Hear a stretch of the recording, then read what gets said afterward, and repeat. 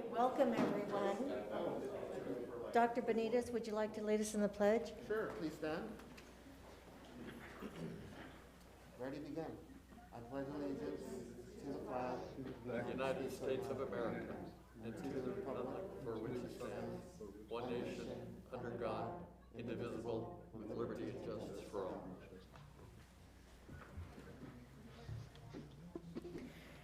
We welcome those who are here for purposes of addressing the board at the proper time and in the order of their request.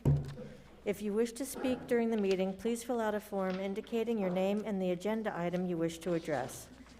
You may also make a request to give testimony on an item not listed for discussion today. However, full discussion on any items not listed on the agenda will have to be delayed until such time as the item can be publicly posted in advance as a regular agenda item. If you wish to ask questions, please address them to the chair and not to individual members of the board or to the staff. The board has been meeting in closed session regarding matters listed on today's closed session agenda and wishes to report that no reportable actions were taken.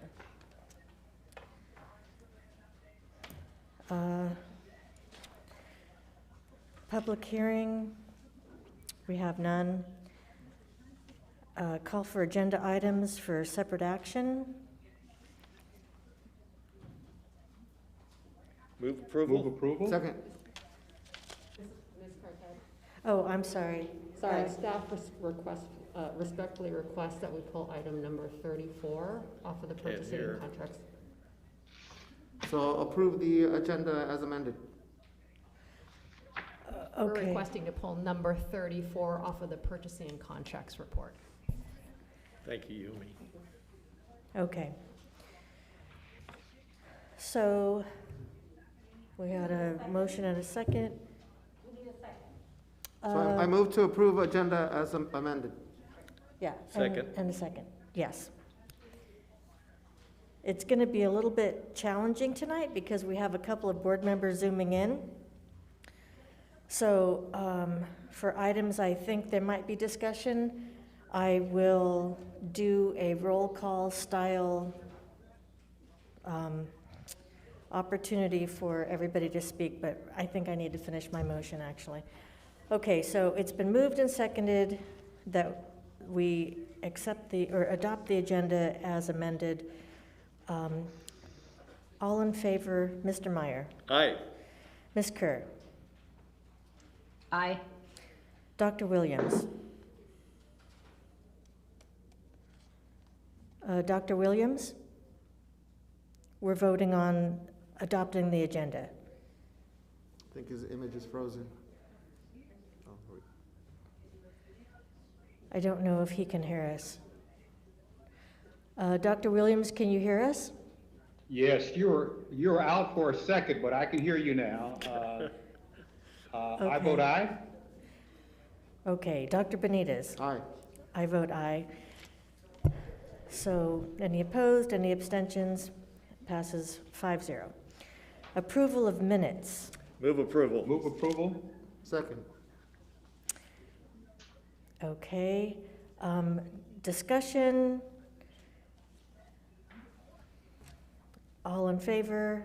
Mr. Meyer? Aye. Ms. Kerr? Aye. Dr. Williams? Aye. Dr. Benitez? Aye. I vote aye. Any opposed, any abstentions? That passes 5-0. Communications, we have none. And now we go to public testimony on items listed on the agenda. So we have one speaker in person, and that's Melissa. And while we're waiting, do we have any online submissions for items listed on the agenda? No, we do not. Madam Chair, is there a last name to that speaker? There is. I'm not sure how to pronounce it, but it could be Kreitzberg, Kreitzburg.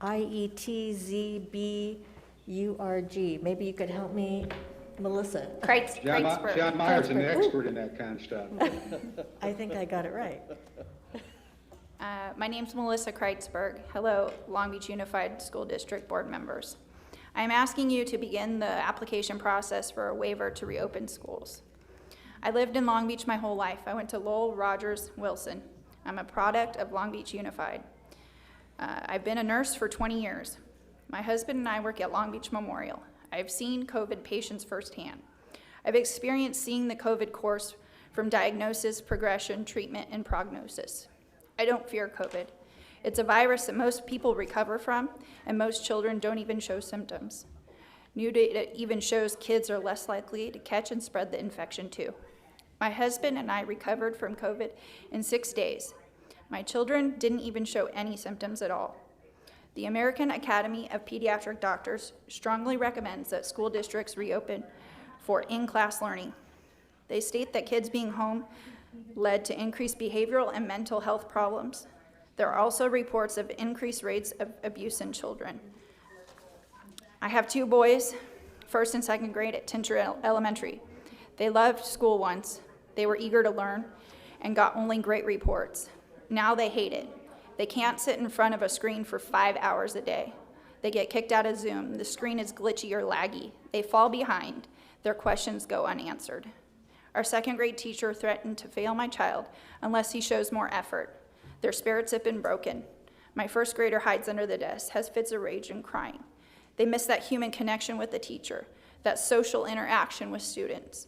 Their eyes are red, swollen, they complain of headaches. My children are bored, they can't follow along, and most importantly, this isn't working.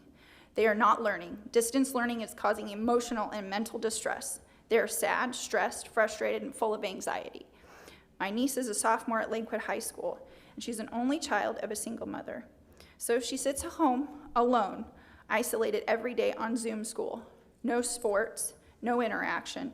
She's now depressed. She sleeps all day and is withdrawn. 5 hours of Zoom school or screen time is horrible for my 6 and 7-year-olds. The Zoom school isn't real school. I don't think testing grades or absences should even be recorded. I'm speaking on my own experiences with Zoom school, but many parents I know are feeling disappointed and frustrated and helpless with the school district. And they're afraid to speak up for whatever reason. My kids went to camps all summer, baseball camp, church camp. They're in after-school program now with the city. They wore masks. They took temperatures. They washed their hands. No outbreaks. So please, I urge you to look at the current data about school opening safely all over the U.S. and California. Please give us an in-person option for those families that want it. Quarantine the sick kids and teachers. Let them stay home. Let healthy people live. Quarantine was to flatten the curve. It's flattened, but it's never going away. Long Beach Unified, you need to figure out a way to get our kids an education that they deserve. Thank you. Thank you. And because we have no online submissions for testimony on items listed on the agenda, we'll move to testimony on items not listed on the agenda. And we have speakers in person. We'll start with Jennifer and then go to Eric.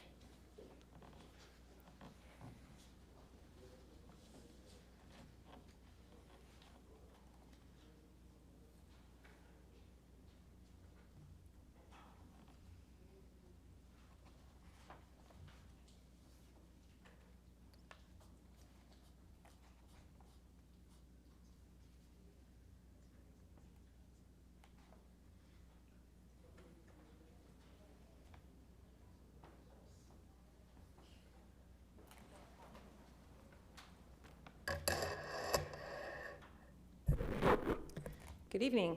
My name is Jennifer Parkin, and I'm here to speak about the current state of special education in the district. My daughter is heavily involved in the special ed program, and I would like to address how recent policymaking has affected her education. When my daughter was 6 weeks old, she suffered a massive stroke due to an aneurysm that burst in her brain.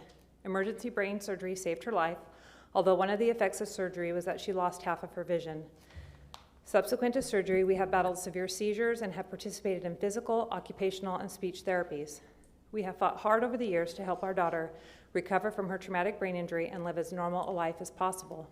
When the COVID-19 pandemic shut schools down, we worked hard at home to educate our daughter. However, we saw her already limited eyesight decline as a result of hours of concentrated screen time and doing close-up work. By the end of the school year, our daughter's vision had deteriorated so badly that she couldn't hold her eyes together long enough to take a picture. Over the summer, I contacted the District Office of Special Education about our situation and concerns. Instead of working with us to come up with a plan that would fulfill the obligations set forth in my daughter's IEP, I was met with resentment and annoyance. My requests and concerns were ignored and dismissed. We were sent a prior written notice from the district absolving themselves of all responsibilities in regards to my daughter's special education. This response is completely unconscionable. An IEP is a contract between a student and a school district. The district's refusal to honor their contracts with special needs students is immoral. The district is actively discriminating against my daughter and her physical disability, and countless other children as well.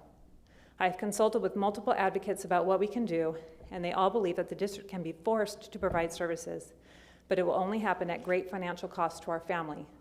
Is that fair? Is it equitable? No, it is not. It appears that the district and the Board of Education are more committed to teacher contracts than to the contracts they entered into with students. The teachers have a union to represent their needs and concerns, but who do the children have? Who will stand up for the unique needs of children with IEPs? I can tell you from personal experience that it will not be Dr. Heenan and the Department of Special Education. Even after the governor, state, and county health departments approve special ed kids to return to campus for in-person instruction, the district will not do it. Does anyone here feel an obligation to care for our most vulnerable? To those who say that it is not safe for children to return to campus, I would like to point out that preschool and daycare programs are currently being held on campuses throughout the district. High school sports teams are meeting on campus for practice. If it's safe enough for those children, teachers, and coaches to be at school, then it's certainly safe enough for our special ed programs to resume immediately. To come to any other conclusion is sheer hypocrisy. I am asking the board to take a stand against the act of discrimination against children with disabilities. A district and Board of Education that absolves themselves of responsibility is not worthy of the trust placed in them. Thank you. Thank you.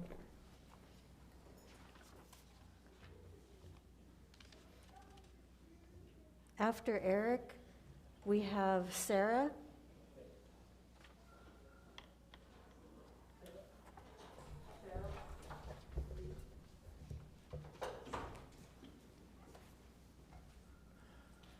Good afternoon, everybody. My name is Eric Miller, and I'm here to talk about the reopening of our schools.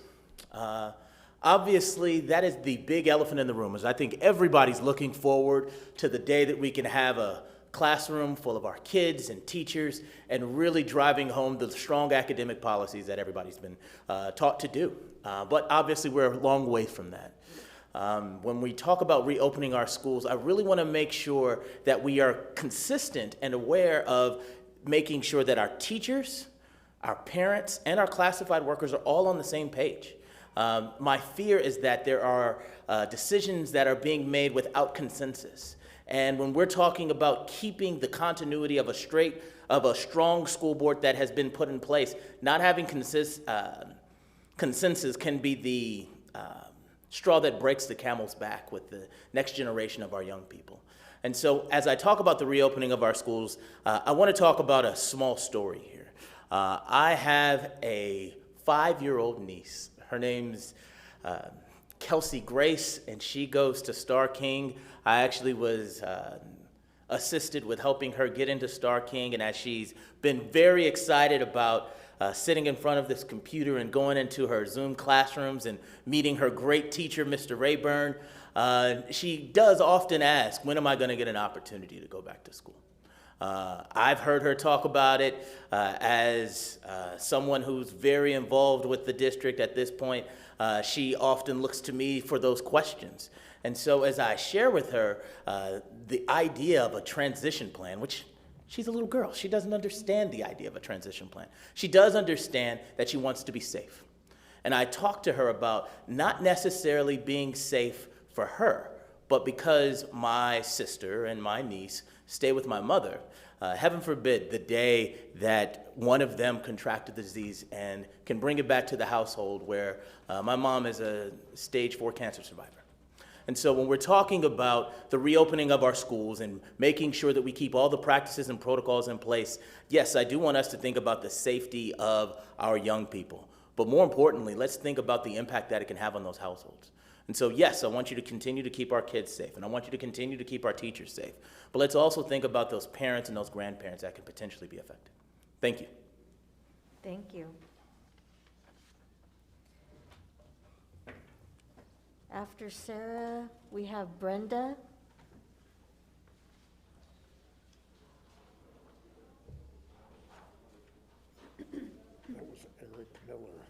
Sarah Cameron Bennett. Good evening. Last week, I spoke to introduce myself, the Facebook group Reopen Long Beach Schools, and to impress upon you the importance to many members of the Long Beach Unified School community that schools open as soon as kids can return in a safe manner. Tonight, I am here to simply ask for transparency, communication, and a little creativity from all of you. Our kids started online school on March 16th, and since then, we have heard from our superintendent only a few times. And specifically, during Jill Baker's video presentation on September 9th, we were simply told that online school would persist through January 28th. But why? As we set our plan to convince you to allow the families of your 70,000 students to have a choice of a hybrid or online education as soon as COVID numbers allowed, we realized that we couldn't possibly figure out a way to be able to achieve our goal without specific knowledge. Why was January 28th chosen as the next milestone? What if LA County moves to the appropriate tier to reopen schools prior to that date? Would Long Beach still be online? Would we fill out the application for IEP's students to return to school? And would we be able to apply for a waiver to return to in-person education? Is the teachers union for or against reopening? And is this decision tied to the upcoming election? There are so many questions and zero answers coming from this building. Rather, parents are forced to search for their own answers. A parent in your district messaged me, asking me if he can personally apply for a waiver for his son. We are all talking with friends, poring over newspapers and social media, searching for the reasons behind your decisions. And while we do this, rather than wanting to support you in your decision-making, we are becoming more and more skeptical and more frustrated. I ask you very simply, start communicating with your constituents. Jill, please institute a video update every 2 weeks on the progress you are making towards reopening. It doesn't have to be fancy. We don't need to see a classroom set up for COVID. We don't care about the optics. We care about the information. And while asking for transparency and communication, we would also like to ask for creativity. We understand that the path towards reopening has hurdles. Share those with your community. We can help. If the issue is financial, let us start an education foundation, similar to that of Manhattan Beach. I have $100,000 pledged today to help reopen schools. Let's find a way to use it. If this is a political issue, let's tackle it. We are ready to mobilize. I spoke with Assemblyman Patrick O'Donnell today, and he is ready to help. Members of our group have been in touch with officials in LA County and our state and representatives from TALB. We will write, we'll picket, we'll make phone calls, but we can't support you until you bring us into the fold. I think your time is up. Thank you. Thank you. After Brenda, we have Kimberly.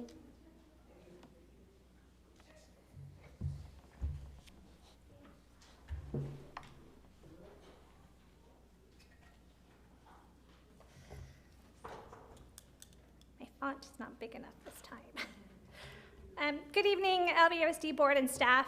My name is Brenda Durnan, and I'm a parent of a Wilson High School and a Rogers Middle School student. Today I'm here to talk to you about communication. Last night I had the honor of listening to the carefully thought out back to school night presentations of the Wilson Way teachers. Although some of the information could be found on their Canvas homepage and their course syllabus, there's something comforting about hearing the words directly from each individual teacher. On September 10th, Dr. Baker dropped a pretty heavy video message that crushed the spirit and hope of many students, teachers, and parents, that we would not be returning to in-person school until at least January 28th. And since that date, there has been silence. Yes, we've had occasional written correspondence from the district telling us about attendance policies, Canvas and Zoom updates, nutritional service changes, and training dates for teachers. But as far as giving our students, teachers, and parents confidence that our district is thinking of the needs of every single student and that you are committed to getting the kids back to in-person school as soon as possible, there has been silence. The LBUSD community deserves to know the plan for how our district is working to ensure that as soon as our county or city allows for it, you are 100% committed to bringing our students back to in-person school. Our LBUSD board gave you, Dr. Baker, full authority and trust to make decisions related to COVID-19 pandemic with the emergency resolution. Your LBUSD families, students, employees need you to lead the way, Dr. Baker. We deserve to know the plan for how and when our students will be coming back to in-person school. We need full commitment that you are doing everything in your power to make sure this happens the moment it is allowed. We need communication from you, our leaders of Long Beach Unified School District, to give us hope that there's a plan and that we are going to get back to in-person school. I don't envy any of you. I know this is really hard times, and no matter what decision you put out there, there's probably going to be 50% of people that agree with it and 50% that don't. It's kind of how leadership works. I've dealt with it as PTA president for many, many years, and I know it's hard. But I was here about a month ago, and I said, I am here for our students, and those are the kids that I don't envy right now. They are struggling. They need to know that you are committed to getting them back to in-person school. Thank you. Thank you. And Kimberly is the last one. We do have some emailed comments. Yes.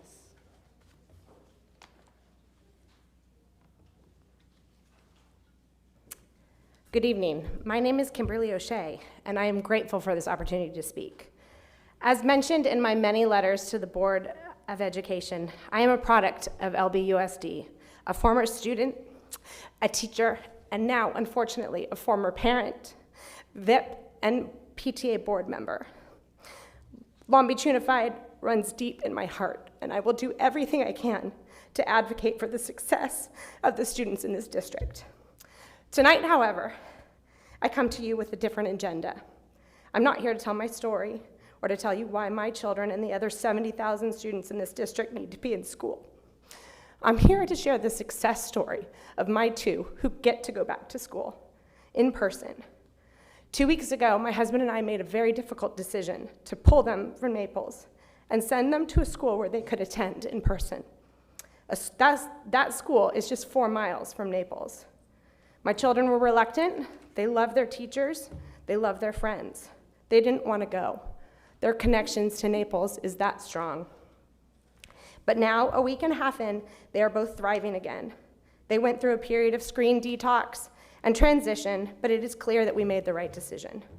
They come home each afternoon and excitedly tell us about their day, playing and working with their new friends and with their new teachers. They are excited about school again. Yes, we have to follow specific health and safety protocols. They get temperature checks and wear masks all day. They are becoming expert hand washers, and their teachers are doing so much in the way of sanitizing and doing their best to keep them safe. The staff was prepared for a return to school in August, and my children don't mind the masks or the temperature checks. It's a small price to pay for their return to school. The main argument is that this school was prepared and had the best interest of their students in mind. They did whatever they needed to do in order to get their children back in the classroom where they deserve to be. The students of LBUSD are entitled to this same experience. We are all aware of how big our district is. We are aware that LA County has many hoops to jump through because of the sheer size. But we parents need to be assured that you are doing everything you can to prepare for a return to the classroom when it is safe to do so, not January 28th. We need transparency and communication from our leaders. Let parents help with this process because there are so many of us out there who are ready and willing. All of the students in LBUSD deserve what my children have just experienced. They deserve a choice to return to the classroom if they are ready, with their teachers and peers. They deserve the chance to succeed despite very difficult times. They are entitled to the health and safety measures that schools provide, including meals, proper school supplies and infrastructure, and a safe place to learn and thrive. Thank you. Thank you. And now we have online public comment. Yes.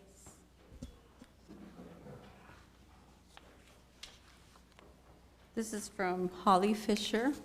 Dear Board of Education, I wanted to let you know that the decision to maintain a full-day schedule is really hurting your teachers and students.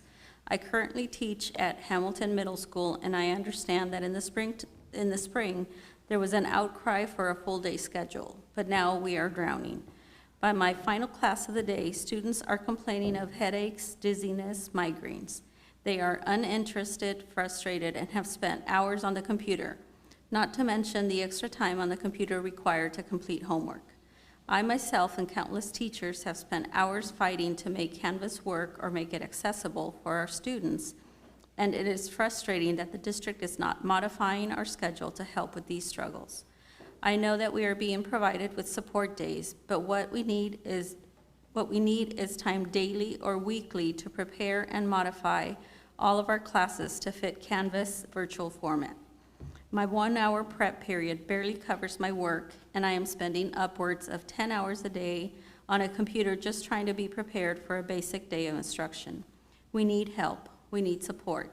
We need a modified middle school schedule that will take into account the hours of planning the district is asking of us. A teacher measured how many clicks on the mouse it takes to post a Google assignment in Canvas to 5 classes. It's 158 clicks. There is no shortcut, and it's exhausting, and that's just one assignment. I have never felt less supported or more stressed in my teaching career. There simply aren't enough hours in the day to make this work effectively. Teachers are struggling. Please help. Please look to the surrounding districts for scheduling or consider reinstating the minimum day schedule so we can have the extra hour at the end of the day for work. The students don't need a full virtual day. We need to realize this is not business as usual, and it should not be considered such. Countless students and teachers are exhausted and frustrated, and we need to help. We need you to help us and acknowledge this. Thank you for your time in reading this. Holly Fisher, Hamilton Middle School.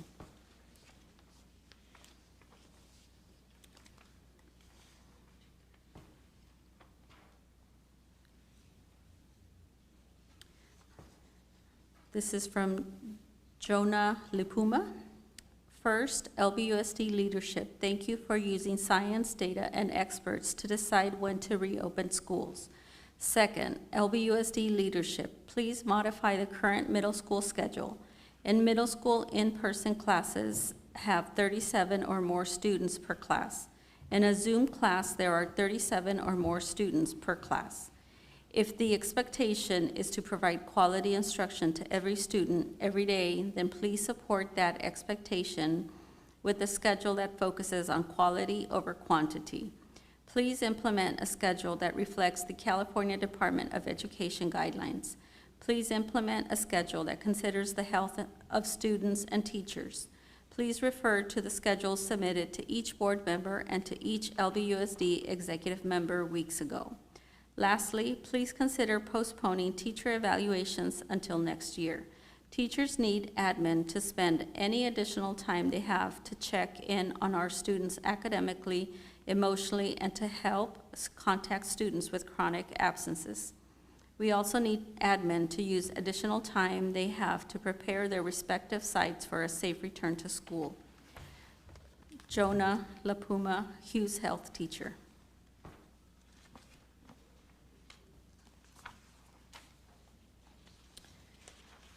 Hello, my name is Mihaela Mayer, and I am the mother of Darius Michael Mayer, who is a 6th grader, accelerated GATE student at Hughes Middle School. I am writing with regard to the online middle school regular day schedule, which is currently from 9 a.m. to 3:40 p.m. I am extremely concerned about my son, who is only 11 and has just started attending middle school, and other kids his age spending too much time in Zoom on screen. I would like to suggest that the minimum day schedule be implemented the entire time that kids are online. There are numerous studies that indicate that too much screen time is detrimental for children at this age, and having kids glued to the screen until 3:40 in the afternoon is unacceptable. I have spoken with other parents who share my concern. I'm also aware that changes have been implemented in elementary school schedules, and high school students have options that allow them to be off-screen for a portion of the time they are being instructed online. I am a college professor. I also use Canvas and Zoom to teach remotely, and I see that many of my college students find it difficult to pay attention for even 2 hours.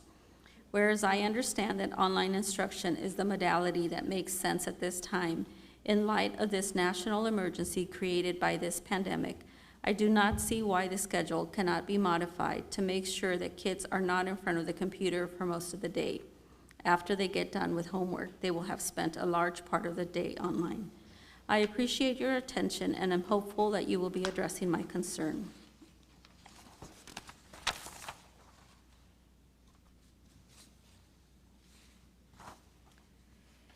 This is from Brandy Steege. My name is Brandy Steege, and I'm a parent of 2 students at Rogers Middle School. I appreciate that the board has been receptive to feedback from parents, and I hope that my feedback on the issue of the virtual schedule will be taken into account. The middle school virtual schedule, 9 o'clock to 3:40 every day, is not sustainable on a long-term basis for students and teachers. For students, it is incredibly difficult to stay in one place looking at a computer for that amount of time. Even with teachers doing their best to create engaging content, breakout rooms, etc., it is not enough to keep their attention or focus. It is detrimental to students' health and motivation to learn. They need a shorter amount of time for scheduled classes and more time for independent study. For our teachers, the current schedule doesn't allow time for preparation, working with students who need additional help, responding to emails from parents and students, etc. Shortened time for scheduled virtual classes would permit time for office hours, one-on-one attention, and independent study. Students who need it can attend office hours, and those who don't can study independently. Please reconsider the all-day, everyday middle school virtual class schedule. There are various alternatives, any of which would be an improvement. For example, minimum day schedule, hybrid schedule many of us signed up for, AM, PM, or every other day groups with or without blocked classes. As you take the time necessary to evaluate the alternatives, please return to the minimum day schedule. Thank you for considering my request.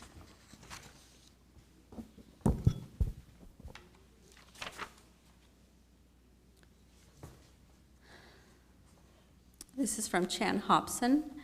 Dear Board President Diana Craighead and honorable board members, my name is Chan Hobson, Executive Director of the Kamai Parent Association.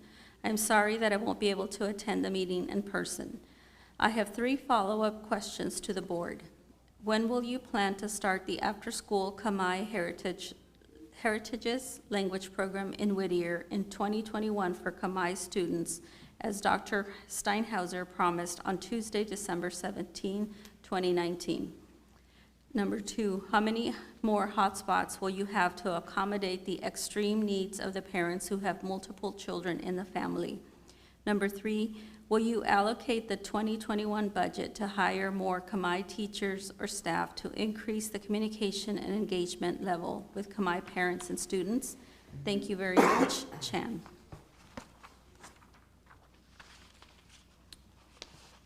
This is Sophia Chim. Dear President Diana Craighead and honorable board members, my name is Sophia Chim, a mother of 3 young children. 2 of them are attending Whittier Elementary School this year. I would like to request your consideration on some important points.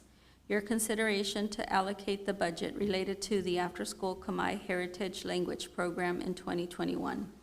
Hotspots for low-income families. For example, at Whittier Elementary School, there are 130 families in the waiting list that really need hotspots, but LBUSD provided only 20 hotspots to WES. As one of the low-income families, I would like to request LBUSD to help our students to have access to the internet for their distance learning. After-school tutoring program for non-English speaking families for all grades, elementary, middle, and high school.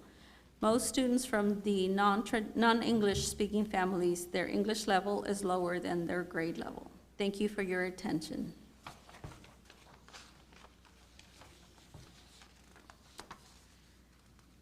This is from Linda Chi. Good afternoon. I'd like to get, okay, sorry.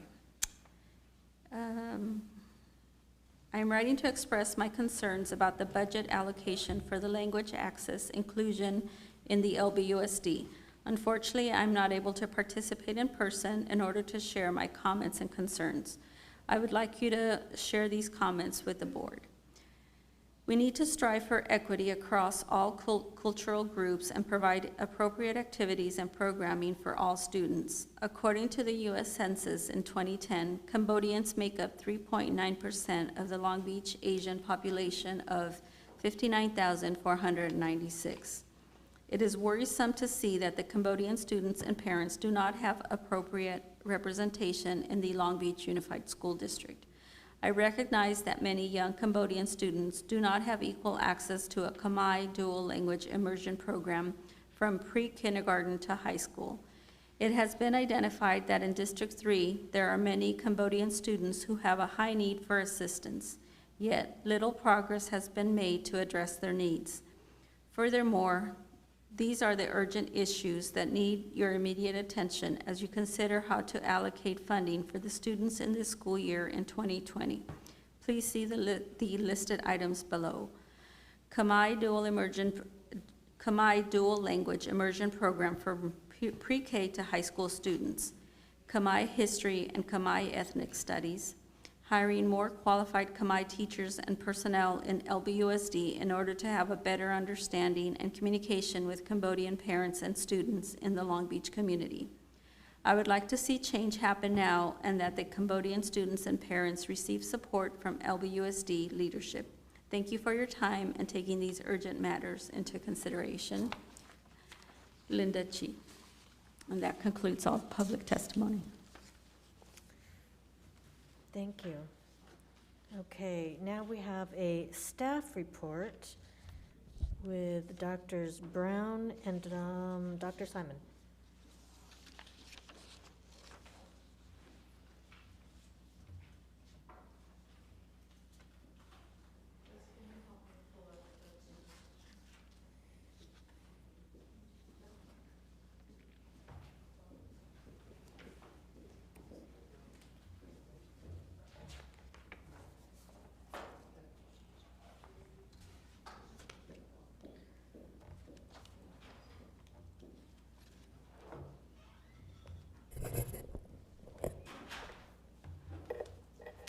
Good evening. Thank you very much for the opportunity. I'll be joined shortly by my colleague, Dr. Simon. And this evening, we hope to do two things. One, to bring clarification to some of the misunderstandings and confusion that have been a part of the last few weeks, as we have heard many things about new guidance. So even in response to some of the public comments we've just heard, I think that we're right on time in terms of being able to offer some new information to the confusion that may be a part of what people are experiencing right now. Secondly, we would like to bring forward the ideas that the city has raised regarding the possibility of application for a waiver for students TK through second grade. And then finally, we will talk with you about our phasing in process for students who have special needs. The clicker's not working, so Letitia, would you mind advancing that slide? Thank you. So with the information that has been a part of the last few weeks, I think it's really important to work from a common conversation. And currently, Los Angeles County remains in the most restrictive tier, or as we're hearing it referred to recently, the purple tier. That's also described as being a widespread community transmission phase. This tier is based on both case rate and test positivity, and schools are not eligible to open right now. I want to say that more clearly because there continues to be questions about why we're not open. The reason that we're not open right now is really a very simple answer. It might not be a desirable answer, I acknowledge that, but it's a very simple answer. In the County of Los Angeles, of which we are a part, we are not able to reopen until the county has moved into the red tier or tier 2 and has been a part of that tier for a determined amount of time, which I will say today is currently 14 days, but I say that in clarification that that is the guidance today, because one of the things that we have experienced as a part of this time that we have been living in since March is that guidance changes regularly. So as of today, we are part of the purple tier. We are not eligible to reopen. As we move into a red tier, which there are many predictions, and we don't know if any of them are accurate about when that will happen, then we will be in the next conversation around what our reopening process may look like. Currently, Los Angeles County, so this week, has opened a process for the ability to apply for a waiver. And so in response to some of the comments that we just heard, that there has not been communication around our reopening status since September 10th, I will say that that has been specifically because prior to this week, there's been nothing new to share. But on Monday, Los Angeles County opened the opportunity for schools to apply for a waiver for students TK through 2nd grade. Additionally, this week, beginning on Tuesday and with some revisions this morning, the Long Beach Health Department has also opened a waiver process for limited in-person instruction for TK through 2. In this instance, Long Beach is acting as our own health jurisdiction, and for the first time in these last months, Long Beach is doing some things that are slightly in variation to what Los Angeles County has been doing. Thank you. So I'm going to talk about what that process within the Long Beach Health Department looks like. As of this morning, they opened the process yesterday, but as of this morning, they've made some revisions, and the process is that application for a waiver may be made by individual schools for TK through 2 instruction. I want to say that for Long Beach Unified, and we're the only school district in Long Beach, any application that goes forward would be made with the support of the district and in conversation with those schools. And I'll talk a little bit more about the level of criteria that exists. The priority will be given to schools with a high percentage of free and reduced lunch recipients. And currently in the city of Long Beach, there has not been a defined number of sites that will be selected for a waiver by the city. Thank you. So here are some things. Go back one, please, Letitia. Thank you so much for your help. Here are some things that the waiver application is requiring, and this is from the city of Long Beach. They are requiring a letter of support from the superintendent. They're requiring a letter of support from all labor representatives, which for us is TALB and for CSEA. They're requiring a letter of support from parent organizations from any school that is applying. They're asking for demonstration of preparation for all health and safety protocols, including appropriate protective equipment, and we have been preparing and are prepared for that. They're asking for a plan for incorporating surveillance testing into regular school operations for all school employees. That means COVID testing for school employees. This is a new requirement. This is not something that's been required before. And this is something that we are activating on a plan so that we can be prepared for any possibility of what may happen next. They are requiring a flu vaccination program. This is not entirely new to us. We have, in tandem with the city, offered flu vaccination clinics prior. We have never had the requirement or any condition of employment be connected to flu vaccination, so this is new. They are also asking for training on contact tracing for involved staff that would be a part of any school that would seek application on this waiver. And then the other thing that is rather obvious but not stated is waivers would be issued on the option that schools could emphasize that they are prepared and ready with the health and safety protocols that are required. So in terms of our next steps, this is where we are in this process, because I know that the obvious question is, and I see that the media is already covering the story that Long Beach has opened the opportunity for schools to apply for waivers. So the obvious question from our community is, well, are you going to do it? Where do you sit with this? And so I'll tell you exactly where we sit with it right now. In terms of our next steps, we are in ongoing communication with our labor partners regarding the waiver process, because their support, and specifically a letter of support, is a criteria for us to proceed with any part of this process. We have had multiple conversations as last week ended, and multiple conversations already this week with our labor partners. We are using analysis of data from in-person experiences that we have had to guide our next steps.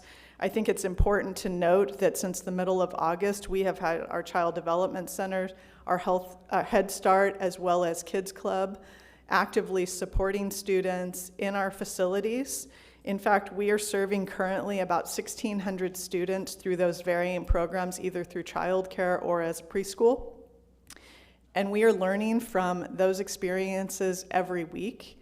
We have had several incidents of COVID exposure since we have been running these programs. Those exposures have not been substantial given the number of students that we are supporting, but we have found in every week that we have learned something about exposure, and we have had cause to quarantine within these programs. And so the reason why I say that is because we want to be very careful in the way we proceed, and we want to be sure that when we move forward with a plan, any type of plan for reopening or bringing students back to our campus, that we can do so in a safe manner and that we can do so with as little disruption as possible. One of the criteria, and it's come up tonight, so I'll address it. One of the questions that we've been asked is, why January 28th? Why this January 28th date? Where did you get it and what is it for? And so I will say that that date we determined specifically in partnership with our health department. We have consulted with them on decisions like this, and we talked about that date as a possibility for several reasons. One, because we really want to avoid an opening and closing. It has been completely upsetting for our community to have to close schools going back to March 13th. The messages that have come since that time around the need to continue distance learning, every single one has been upsetting to our community and to our students, and we acknowledge that. And the thing that we want to proceed very carefully about is that we are not too hasty in our decision making around bringing students back to campus and would cause us to have to close for any length of time going forward. And so our decision, and I realize that it has been met with some support and some real frustration. Our decision has been made to be prudent around the health data that we have, the impact of cold and flu season, and the desire to keep school open and moving forward as we phase in a reopening. So with those things in mind, the other piece of information around January 28th was that we aligned with the semester, which for elementary matters less, but for high school is critically important to the flow of the way that they take classes and receive credits for classes. The other thing that we'll be looking at, and I've mentioned it already, is our early study and consideration around the impact of cold and flu season as it begins, and we haven't really begun that season yet, but recognizing that every cold and flu related symptom is a symptom of COVID, we want to plan very carefully around the fact that we don't want to be in an open and then close process. And then next, we are going to hear very shortly, Dr. Simon's going to come up and share a really well thought out plan with how we are moving forward with phasing in our students who have special needs. I want to highlight, just because the language becomes very confusing, that the phasing in process is not a part of the waiver process. The waiver process is separate of phasing in. A waiver is something that we would choose as an option to apply for. Phasing in, that Dr. Simon is going to come up and talk about, is something that is a required component as we move forward for students with special needs. So with that, I could ask Dr. Simon up or take your questions now. Would you like to ask questions now or hear the full presentation and then proceed, whatever you choose. I don't have a question, I just have one recommendation. Is that okay? Or should I wait till it's not a question, it's just, I think you should say it. okay. I think you should do what she said. Thank you, Madam Chair. So I would love to be able to take the few minutes that you just shared and just of this board meeting and send it out to everyone, Dr. Brown, through our social media, text, whatever, because that, in a nutshell, encapsulates what many folks have been hypothesizing about, what they will continue to hypothesize about, and I think my recommendation would be if we can get just that segment out and up. Okay. Okay. Ms. Kerr, did you have something to add? How about Doc?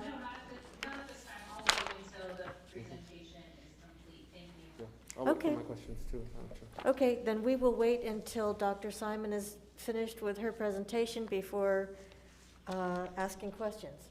And I'll just step to the side so I'm available for any questions that you have. Thank you. Thank you.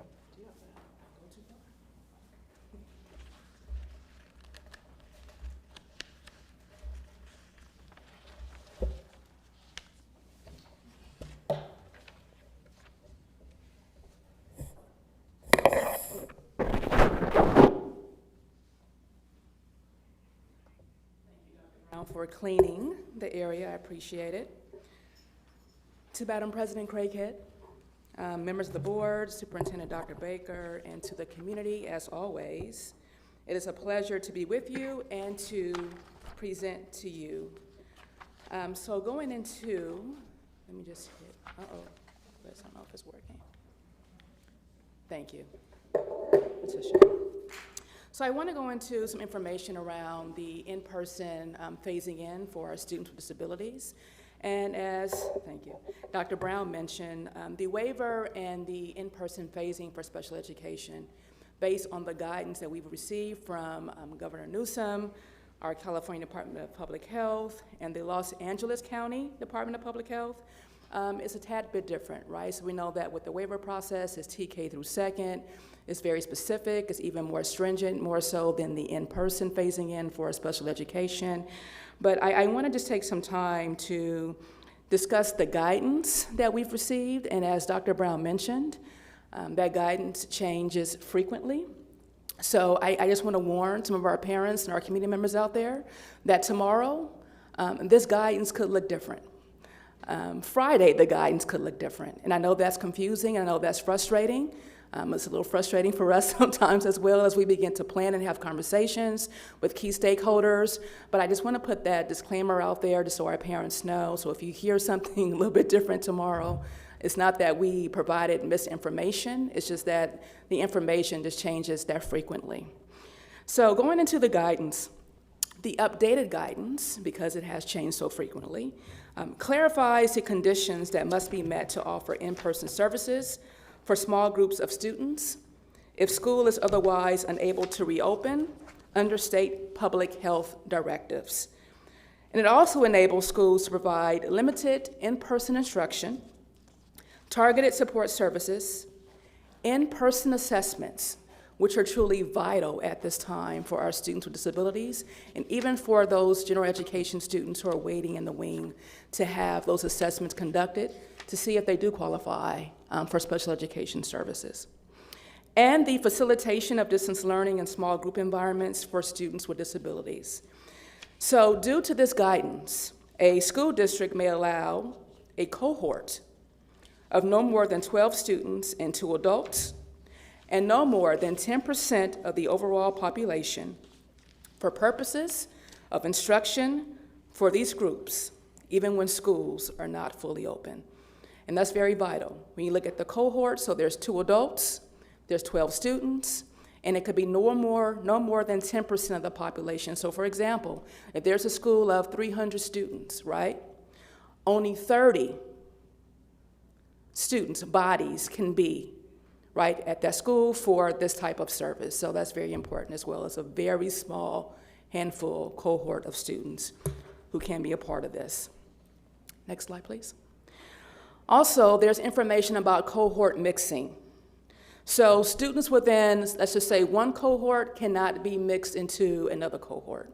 And that's to minimize the exposure and also potential, right, contamination, as they mentioned. Cohorts must be kept separate from one another. So if we have, let's just say, 2 cohorts at one of our larger high school campuses, one of the classes have to be maybe on the far east side, while the other class is on the far west side. So we have to be very conscientious of how spaced out, right, our students are as well.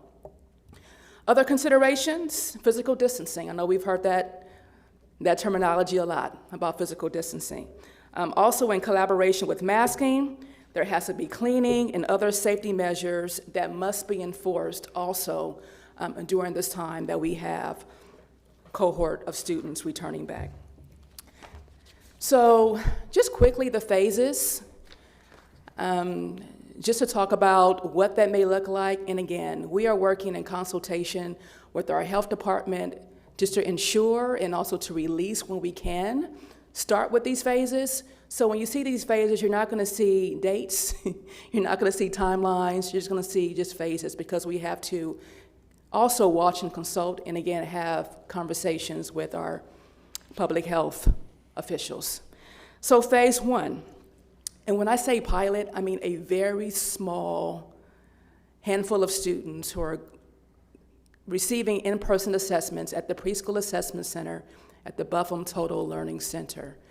So right now there's a very stringent protocol that's been put in place.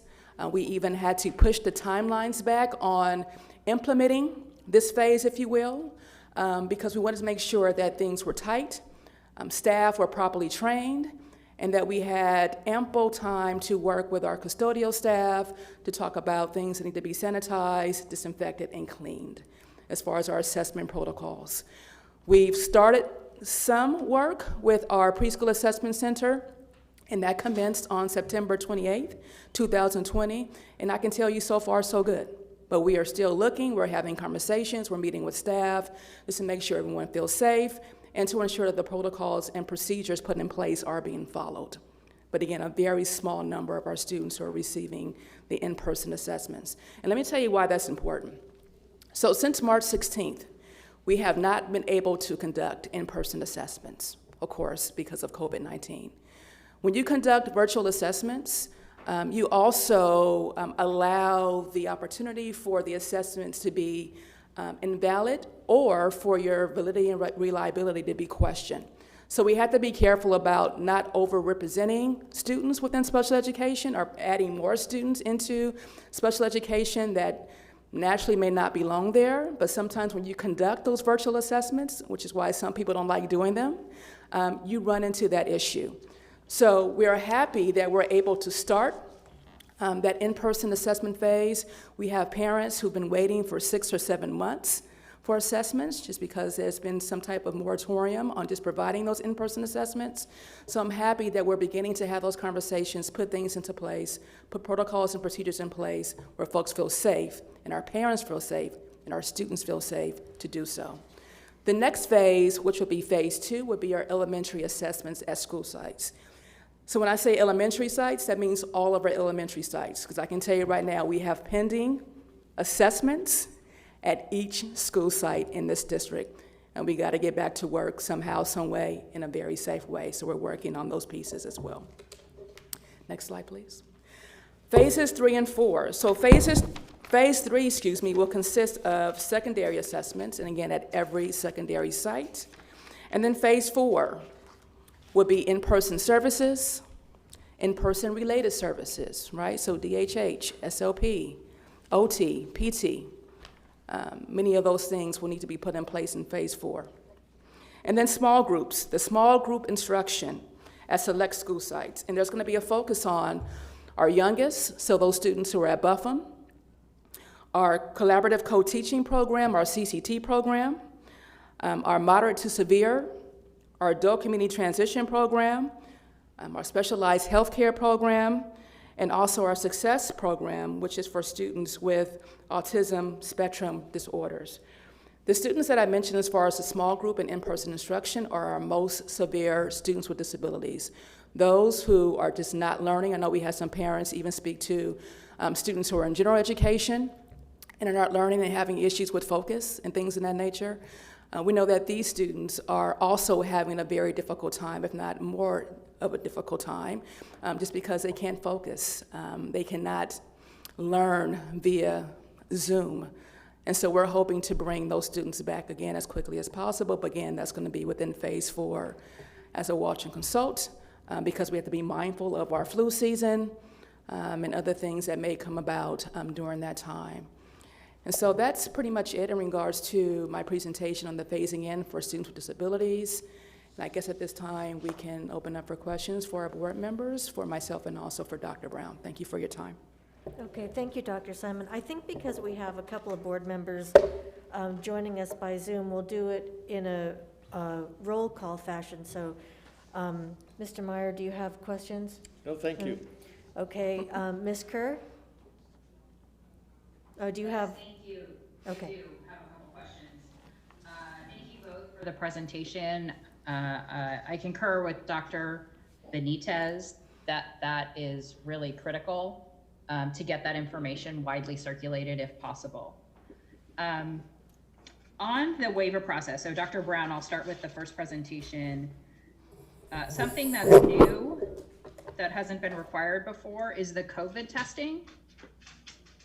And I'm wondering, because that's a city requirement, is the city supporting that? Would they be taking care of the COVID testing or working with us to do the COVID testing in some capacity since it's a new requirement?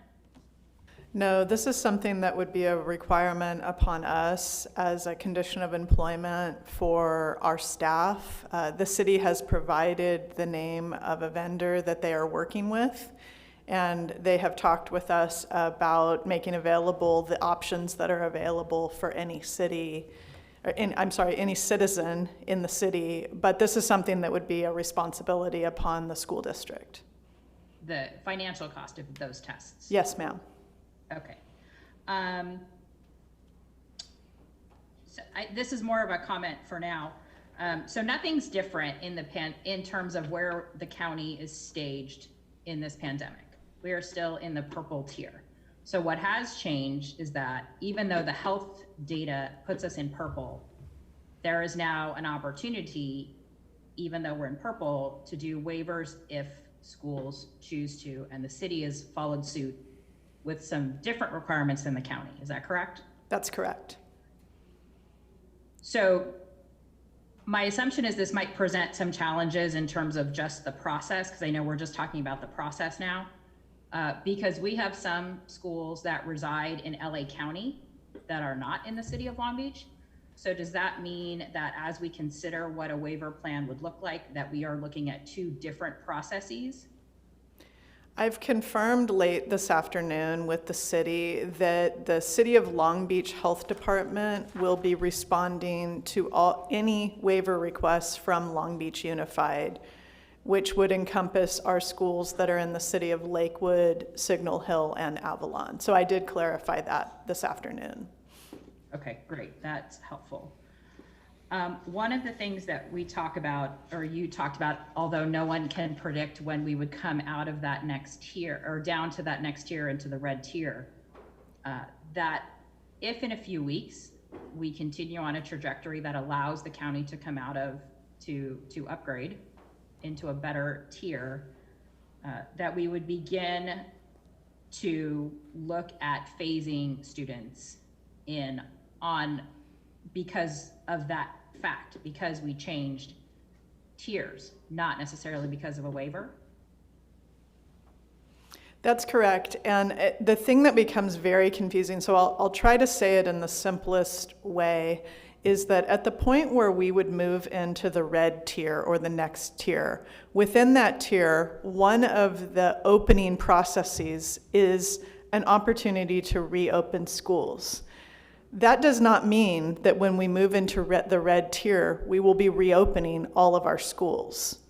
So I want to be really clear about that because I think it's from a community perspective that's very, very confusing. All of this, I think, is very confusing. I have opportunity to interact with professionals on this topic all the time, and I still find it confusing. So when we move into the red tier, one of the opportunities within that tier could be a reopening of schools, but we will be proceeding with the phasing in process for anything that we do. And we will do that to be as cautious as possible, and we will do that in a prioritized way, learning from all of the experiences that are happening right now, that our CDC and Head Start partners are leading, that we are providing for our students with special needs. And as we move forward, if we proceed with a waiver, or if we move forward with any reopening of schools as we move into the red tier, that may take us towards the January 28th date. Thank you. And that was going to be my next question. It would just be to continue that. So we are using the phrase phasing in. Could you talk a little bit about like what that looks like at a school site? For example, so I think internally we have an understanding of what that is, but for people who are listening, sure. Phasing in obviously means not all the kids all at one time, but if you could give some specifics of what it could look like or potentially look like at a school site might be helpful. Sure, we're seeing it happen right now, and as we had opportunity to open our early childhood education programs and our child care programs, that has been a part of phasing in. You've heard Dr. Simon talk about in-person assessment. That is a part of phasing in. You've heard her talk about providing related services or therapies for students with special needs. That's part of phasing in. You've heard her talk about opportunity for in-class instruction for our students who have disabilities and are our most vulnerable. That is a part of phasing in. And then as we move into providing more classroom instruction for students, the phasing in process will look like a hybrid model. The reason for the hybrid model has been to limit the number of students that would be on campus at any time. And as I say hybrid, I want to offer a clarification.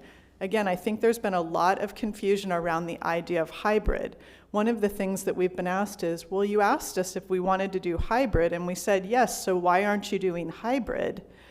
We were asking about hybrid prior to being limited from being able to open schools in LA County.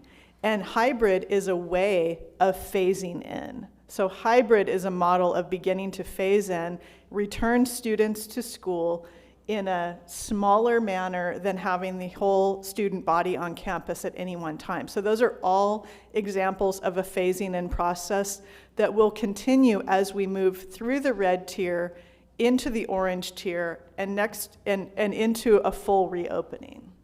Does that help with clarification? It does. I appreciate it. Those are all the questions I have for now. I may have some later. Thank you. Okay, thank you, Ms. Kerr. Dr. Williams? Do you have any questions? Are you muted? Dr. Williams, I think you're muted. You need to unmute. Can you hear me now? We can hear you now. All right. First and foremost, let me just say thank you to Tiffany and Dr. Simon for being able to clarify some of the questions that a number of the speakers. I'm sorry, I hear some noise in the background. Okay, let me start again. Let me thank Tiffany and Dr. Simon for the update on what the district is doing in this area, and I appreciate that update. It's been very important to me to know that we have been taking steps moving forward on this. Dr. Williams, I'm going to interrupt you because I think that background noise is coming from your end. You think it's coming from me? I do. Okay. Can we check on that? Let's see. Is that better? Yes, that's better. Very quickly. Okay. Thank you. Thank you. I didn't think that noise was coming through because I had earphones on, but, you know. But what is the district's responsibility for the waiver process, let's say for schools like St. Anthony's? Are we responsible? What oversight responsibility do we have for schools like St. Anthony's? We don't have any responsibility, sir. They apply as an individual school, and the health department makes a determination about if the waiver will be honored for them or not. Thank you. Do you have any other further comments or questions? Not at this time. Maybe later. Okay, thank you. Dr. Benitez. Yes, thank you, Madam President. Dr. Brown, Dr. Simon, I want to uplift a few things that I heard, particularly as they relate to our commitment to equity. Oftentimes, what I've heard, what has been submitted to us, whether it be public comment or emailed or social media or messages, folks have used and thrown around the term equity in a politicized way, dismissive of the original intent of equitable approaches, strategies, policies, which is to dismantle oppressive structures that impact specific underrepresented marginalized groups. In this case, I have major reservations with our Long Beach Health Department's waiver process. And I think it's important to uplift those because they perpetuate inequities of engagement. And I'm going to refer to very specific things within the waiver process that I think are important to highlight. First off, without resources, it's very difficult to, with the snap of a finger, from one day to another, be completely prepared to bring back students. What I've heard from everyone in our district, what I've seen from everyone in our district is a 100% commitment to bring back students when it's safe to do so. So waving a magic wand and saying, okay, you can now submit a waiver with no support or resources is very problematic. And again, whether that's for testing, for PPE, for whatever it is for us to be able to assure health and safety protocols.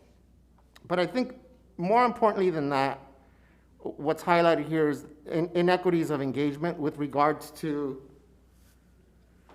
pitting teacher against teacher, teacher against parent, parent against parent, district staff against administrative staff and principals and teachers and counselors with regards to this ask from labor representatives. I think it puts an undue burden on our labor partners. And quite frankly, it's anti-union to me to put that burden on teachers and on CSEA. Additionally, with regards to letters of support from parent organizations, what this comes down to, and it's much of what we've seen in the last 6 months in our global pandemic, is who can best advocate, best mobilize resources, be heard, be the loudest, best organize, engage with the decision makers, policy makers, in this case, us, elected officials, for their own behalves, for their own self-interests. And I think it's important to continuously remind folks that 2/3 of our district students are on free and reduced lunch, that over 10,000 students are on IEPs, that 87% of our students are students of color, right? These are our marginalized, historically underrepresented communities that don't have the kinds of resources, and I'm not talking about monetary resources, that don't have the nimble ability to organize, engage, advocate at the same levels that, quite frankly, other families and students and parents in our district have the ability to do. And again, it's not that one is right and one is wrong, but this process pits people, our stakeholders, against each other, whether it's at the school site level or across our neighborhoods. It's very, very concerning for me. That being said, I think the January 28th date is not just viable and makes sense, it's the safest way for us to approach this through the phasing and the different phases that Dr. Simon alluded to. That doesn't mean that we don't want the best for students. That doesn't mean that we're not committed to bringing students back. These threats about leaving our district, I don't want to offend anyone, but that's not equity. Saying if I don't have my way, I'm going to leave, right? Even if it's at the cost of the majority of our students, of our teachers, of our staff, putting their lives at risk. And I want to highlight that, again, in the spirit of acknowledging, not pitting our stakeholders against each other, that if we want to talk about reducing screen time, which I'm for, all right? We want to talk about high quality instruction. Remote instruction is not ideal, right? No one is advocating for us to continue indefinitely virtually. All right. Can we do better? Absolutely. But we're 1 month in on this experiment, right? So things are not going to work exactly the way that we want them to work. But that's very different than conflating that with health and safety of students, of staff, of teachers. We can have conversations about improving our virtual online instruction, about flexibility in screen time, about the heavy load that our middle school students are carrying, about connectivity and access, about language and technical support and assistance. That's not at the cost of being dismissive of health and safety concerns, particularly for our most vulnerable students. And I'll end with this. And again, I'm uplifting what the presentation that we heard here is and the concerns that I have with the waiver process for our city, right? Not the county, the waiver process for our city. That when we pit our stakeholders against each other, we lose sight of the challenges that a big percentage of our students and families are facing, whether it's our EL students, our students with disabilities, our neighborhoods. Some of our neighborhoods are more dense. So inevitably, there's more human interaction in those neighborhoods. There are extended families living in 1 and 2 bedroom apartments in critical areas of our city and of our district that have been disproportionately impacted by not just contraction of COVID, but with lives and exacerbating our health disparities. The workers at our grocery stores, at our restaurants, at the places that some of us are still privileged and fortunate to convene at, to have lunch at, are predominantly workers of color, women that are looking after the students that would most negatively be impacted through no fault of their own if we were to wave a magic wand and say, we're opening up schools on Monday for all TK through 2. So what does that leave us with? It leaves us with a perpetuation of everything that our district is trying so hard to do, which is dismantling these structural inequities. At the expense of what, though? It's at the expense of those folks that are most vulnerable and lack the resources needed to engage, advocate, mobilize, organize, be heard, be loud. They're over-reliant on public transportation. They don't have the resources to go get hand sanitizer, disinfectant wipes, to participate in pods, in additional tutoring after school. So if we don't take that into consideration, which our phase-in does, right, our most vulnerable, highest need students, then we are failing the whole intent of public education during the most vulnerable time, arguably, in our district's history. So I highly encourage folks to pay close attention to what was described here tonight in terms of our phase-in, and to not just unilaterally say, because another district is doing it, or because another county is doing it, that that's what's right by all students in Long Beach. And it's not gonna work perfect for everyone. It's not gonna be ideal for everyone, particularly across schools, across grade levels, but that is much better than having the weight of students and families' health and lives because we wanna do right by some students in some geographies, in some neighborhoods, because they have been able to advocate on behalf of themselves. So I highly, highly support our district doing its due diligence right before flu season, right, to make sure, and it's not an overnight, one day to another, that when we, and it's a when, we bring back students, that we don't disregard the whole intent of our public education and the mission of our district to be equitable and really, genuinely reflecting all means all. And I'm sorry that I got on my soapbox tonight, but I am extra passionate tonight about the inequities that a certain path, if we choose it, would take us down that would cause more damage to our most vulnerable communities that have already suffered all of these months.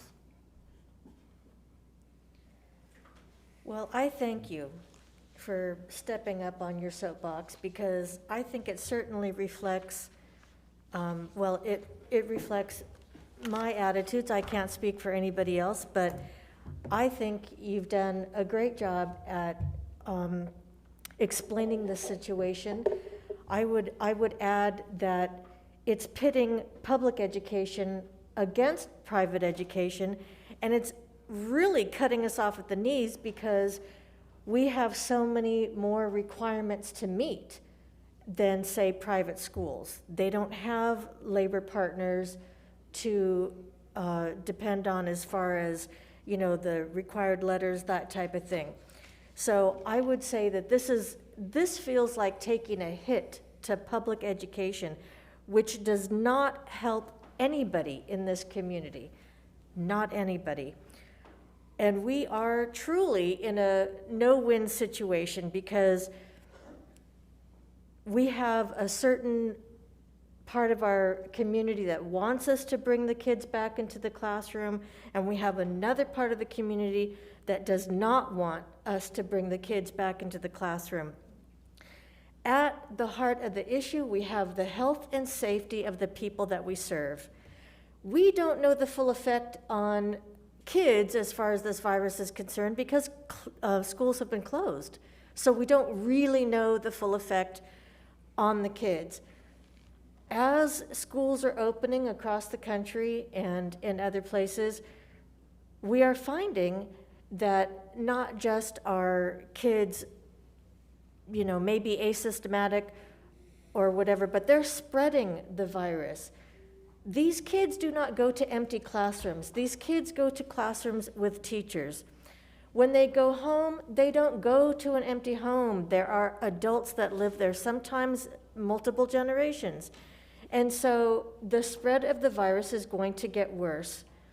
And because kids haven't been in school, we don't know the full extent of how they will be suffering or how many kids will be affected. So I believe in our measured approach to let's go slowly. Let's see how we are able to keep everyone as safe as we can. We do have that January 28th date. That is something that we're working towards. We don't know what's going to happen.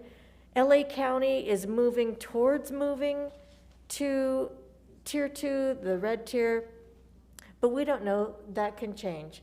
And even if we do move to the red tier, will we remain in that red tier? Will we go back to purple? We don't know. All of that remains to be seen. And this is part of the problem. This is, one of the reasons that we are taking the well, that we are receiving frustration from our community is that we don't have all the answers. Nobody has all the answers. We depend on getting information from the Long Beach Department of Health, LA County Department of Health, all these other entities from the state. This information is ongoing, this information is changing. I had somebody email me saying, why is this ongoing? Why is this information changing? It's changing because the numbers are changing on a daily basis. Hospitalization rates, positivity rates, everything, every metric having to do with this virus is changing on a daily basis. So our information changes, the information we give out changes, the way we do things changes. I think what we're hearing from people, especially tonight, is they want to know what we're working on. They want to have concrete dates on when we're bringing kids back. They want to have some hope. The hope that I can give everybody is that we are actively working on bringing kids back. We want kids back in classrooms, only if it's safe, and we're going to do it in such a way that we can monitor the situation, in such a way that we can handle it, and that we can provide what the kids need. And so what we're hearing tonight from our staff is that we are phasing in bringing kids back. We're doing it very slowly. We have our kids in the highest need. We've talked about bringing kids back for assessments. We're going to bring back the youngest kids first, but in a small way. It's not going to be one day we're just going to open, you know, all of this grade or that grade. It's going to be, we'll bring back the youngest kids, and it's going to be deliberate, and we're going to do it as safely as possible. And so that's what everybody needs to know. We're working on it. We're doing it. Are we going to wait until January 28th to do it? No. We're not waiting until January 28th to start this phasing in. We're working on it now. You heard tonight we're working on it. We're already working on it. We already have kids at Buffum. We're already working on assessments. So maybe if the news coming out from us tonight is that there is hope, that we are able to make changes, that we are able to keep up with the ever-changing information, that maybe that will help people understand the how and why we do things. I think I'm ready to move on. Madam Chair, may I add Oh, a few Ms. Kerr. comments? Yes. Thank you. I asked my clarifying questions first. I was reserving my soapbox until later. So now that we have a soapbox space, I'm going to use it. I want to echo my colleagues' comments. I think one of the things I want to address in terms of the understanding of what's happening, we all want kids back in school. I think I have heard Dr. Baker and Dr. Brown and executive staff talk often about how we know that the magic happens in the classroom. It happens in the relationship between students and teachers and students and each other. And we all want that. And we all want that in a really safe way. So I think one of the echoes that I hear that I am emailed about is that perhaps we don't understand what virtual learning, how that is for kids. And I think it's important to remember we absolutely do. I absolutely do. There isn't a moment in the day that I am not concerned about the impact of COVID in all of its iterations in our community and that it's having on our kids, on their learning, on their ability to relate and be in relationship with their peers, how they, the relationship they have with their own education. There isn't a person that's sitting in this room, and I would imagine around the district, that isn't thinking about that near 24/7. Even waking up in the middle of the night. I just heard from a staffer today, waking up at 3 a.m. and not being able to think of anything else other than how this is all going. So as we consider how we phase in students, I want to assure people that we are thinking about kids in totality, their emotional health. We know that when students come back to us in person, there will be interventions needed that were never needed before because we're responding to 6 months into a pandemic. I will echo Dr. Benitez's comments about the pitting of groups against each other, schools against schools, neighborhood against neighborhood, talking about opening schools in parts of town where infection is less, ignores the very things that make some of our neighborhoods susceptible to a higher infection rate that have to do with healthcare, that have to do with essential working, density, all of those things. This is a multi-layered, incredibly complex situation, and that the coming back together is even more complex than that. And that it isn't, as I think somebody said, waving a wand, that everything's all of a sudden better so we come back together. Again, nothing's changed from a medical perspective today, maybe you can get a waiver, than yesterday when a school couldn't apply for the waiver. And so the only thing that seems to have changed is this desire to speed up a process that has been chaotic for everyone for 6 months. And so to want to interrupt what has been a thoughtful plan around phasing in with a goal of getting our students back, because we just want to hurry it up, I think is ill-advised. I have said multiple times to many people personally that this desire to go back to a more normal, the way things used to be, to want to be able to go out and eat dinner more, to gather with people, is incompatible with bringing tens of thousands of students back together. It's very difficult to have both. If we could put everybody in a bubble and have them come to schools,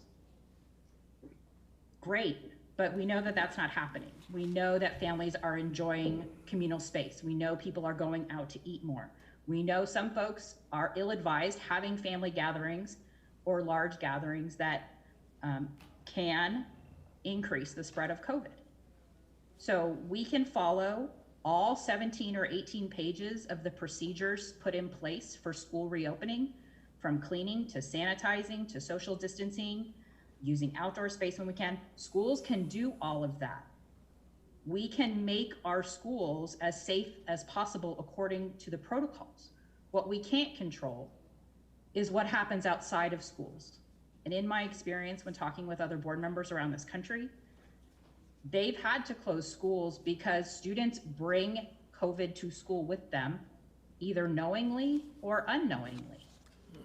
So we know that kids aren't necessarily contracting COVID at school, but we know that it's coming to the school site where we want to gather kids. So all of that to say, this is super complicated.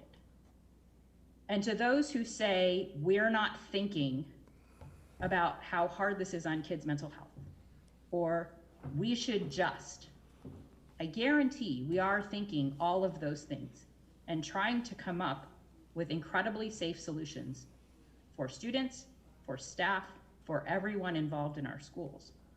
So I don't know what to think about this waiver process other than it seems incredibly divisive in a time when we're really trying to think through a process to get kids back safely. So, soapbox over. Thank you for the time. Thank you. Mr. Meyer. I think it was Dr. Benitez that earlier said that we should capsulize Dr. Tiffany Brown's message and send it out to the public. It was clear, it was definitive, it was thorough. As the public listens to us discuss it, I'm afraid we're losing them. But with a message like Dr. Brown gave, it would be powerful. So that would be my encouragement. Well, thank you for emphasizing that suggestion, and I believe we'll probably do that. I'm seeing nodding, so I think we're going to do that. So I'll just say thank you so much, Dr. Brown. Happy birthday, Dr. Simon. Thank you for that information. Thank you for all the work. I know that you've put in lots of hours, and it's not just work hours that you've put in, but it's emotional hours too, because this is not your regular business. This is a business of compassion, and it's kids that we serve. And so when it comes to the kids that we serve, that, you know, we can't help but be passionate about it. And I know that affects you as it does me as well. So thank you for the time and effort that you put into this and everything else. Okay. Let's take care of business items. Personnel. Yes, Madam Chair. I present the following proposed actions prepared by the Assistant Superintendent of Human Resource Services, approved and recommended by the Superintendent. Appointments 32, leaves of absence 106, abandonment of position 2, suspension of without pay 1, resignations 24, retirements 13, abolishments, lack of workload, funds 3, amendments 3. Certificated personnel appointments 35 and service changes 4, leaves of absence 7, separations deceased 1, resignations 3, retirements 4, amendments 2, and I move approval. Second. Discussion? All in favor, Mr. Meyer? Aye. Ms. Kerr? Aye. Dr. Williams? You're muted, Dr. Williams. I think he still has They his Star muted Wars me. headset on. No, they muted me. I didn't do it voluntarily, but I. Dr. Benitez? Aye. I vote aye. Any opposed? Any abstentions? That passes 5-0. Instruction. Move approval. I second. Second. Discussion. All in favor, Mr. Meyer? Aye. Ms. Kerr? Aye. Dr. Williams? Aye. Dr. Benitez? Aye. I vote aye, and that passes 5-0. Finance Report A. I move to approve. Second. Discussion? All in favor, Mr. Meyer? Aye. Ms. Kerr? Aye. Dr. Williams? Aye. Dr. Benitez? Aye. I vote aye.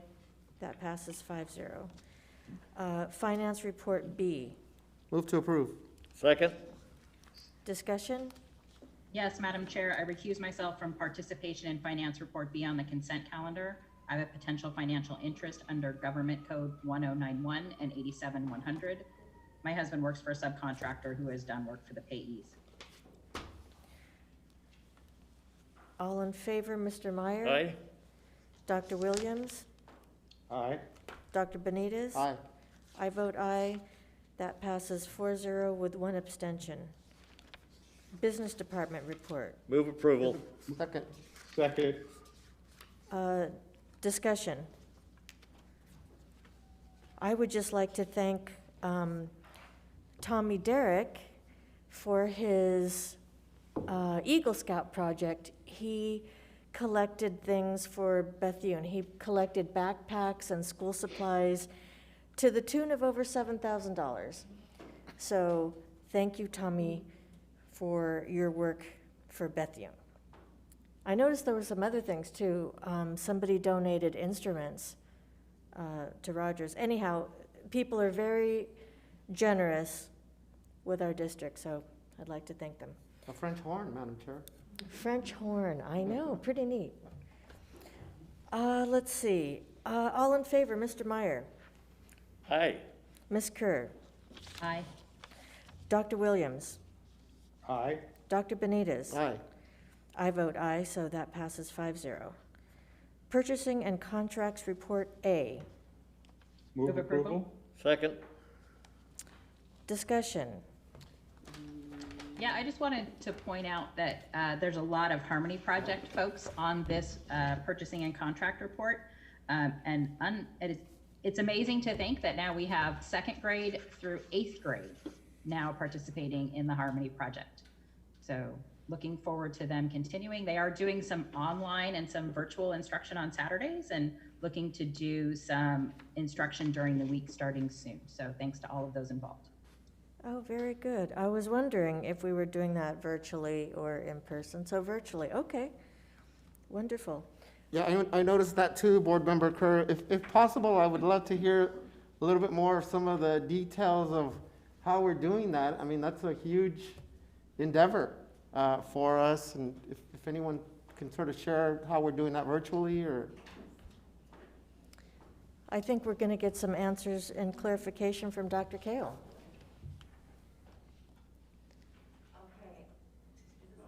No? How's that? Okay, better, there we go. All right, so I'll just start off with, for those who watching who may not know about the Harmony Project, but it comes to Long Beach as part of our Safe Neighborhood Initiative from the Long Beach Police Department in partnership with our Education Foundation and our community partners.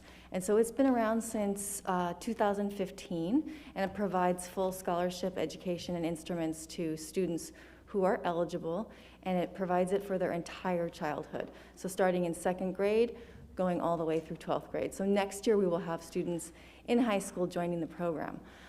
What they've been able to do right now, in answer to your question, Dr. Benitez, is provide the music lessons live before, via Zoom, of course. Before the session starts, they have a tuning session. So they can bring in their instrument. Well, it's not bringing it in, but it's playing their instrument and tuning it with their instructor. And then actually, if there is a problem and they can't get it to tune remotely, then they will go make arrangements to pick up the instrument and drive it out to have it tuned and repaired. So there's a lot of a lot of support being given to the students to continue in their music education. So I don't know if that helps, gives you a little more background. Yeah. Okay. Thank you. Get my glasses back on. Very small writing. All in favor, Mr. Meyer? Aye. Ms. Kerr? Aye. Dr. Williams? Aye. Dr. Benitez? Aye. Aye. Did you hear me? I did, thank you. I vote aye, so that passes 5-0. Purchasing and Contracts Report B. Move approval. Second. Second. Discussion. Yes, Madam Chair, I recuse myself from participation in Purchasing and Contracts Report B on the consent calendar. I have a potential financial interest under Government Code 1091 and 87100. My husband works for a subcontractor who has done work for the payees. Okay, any further discussion?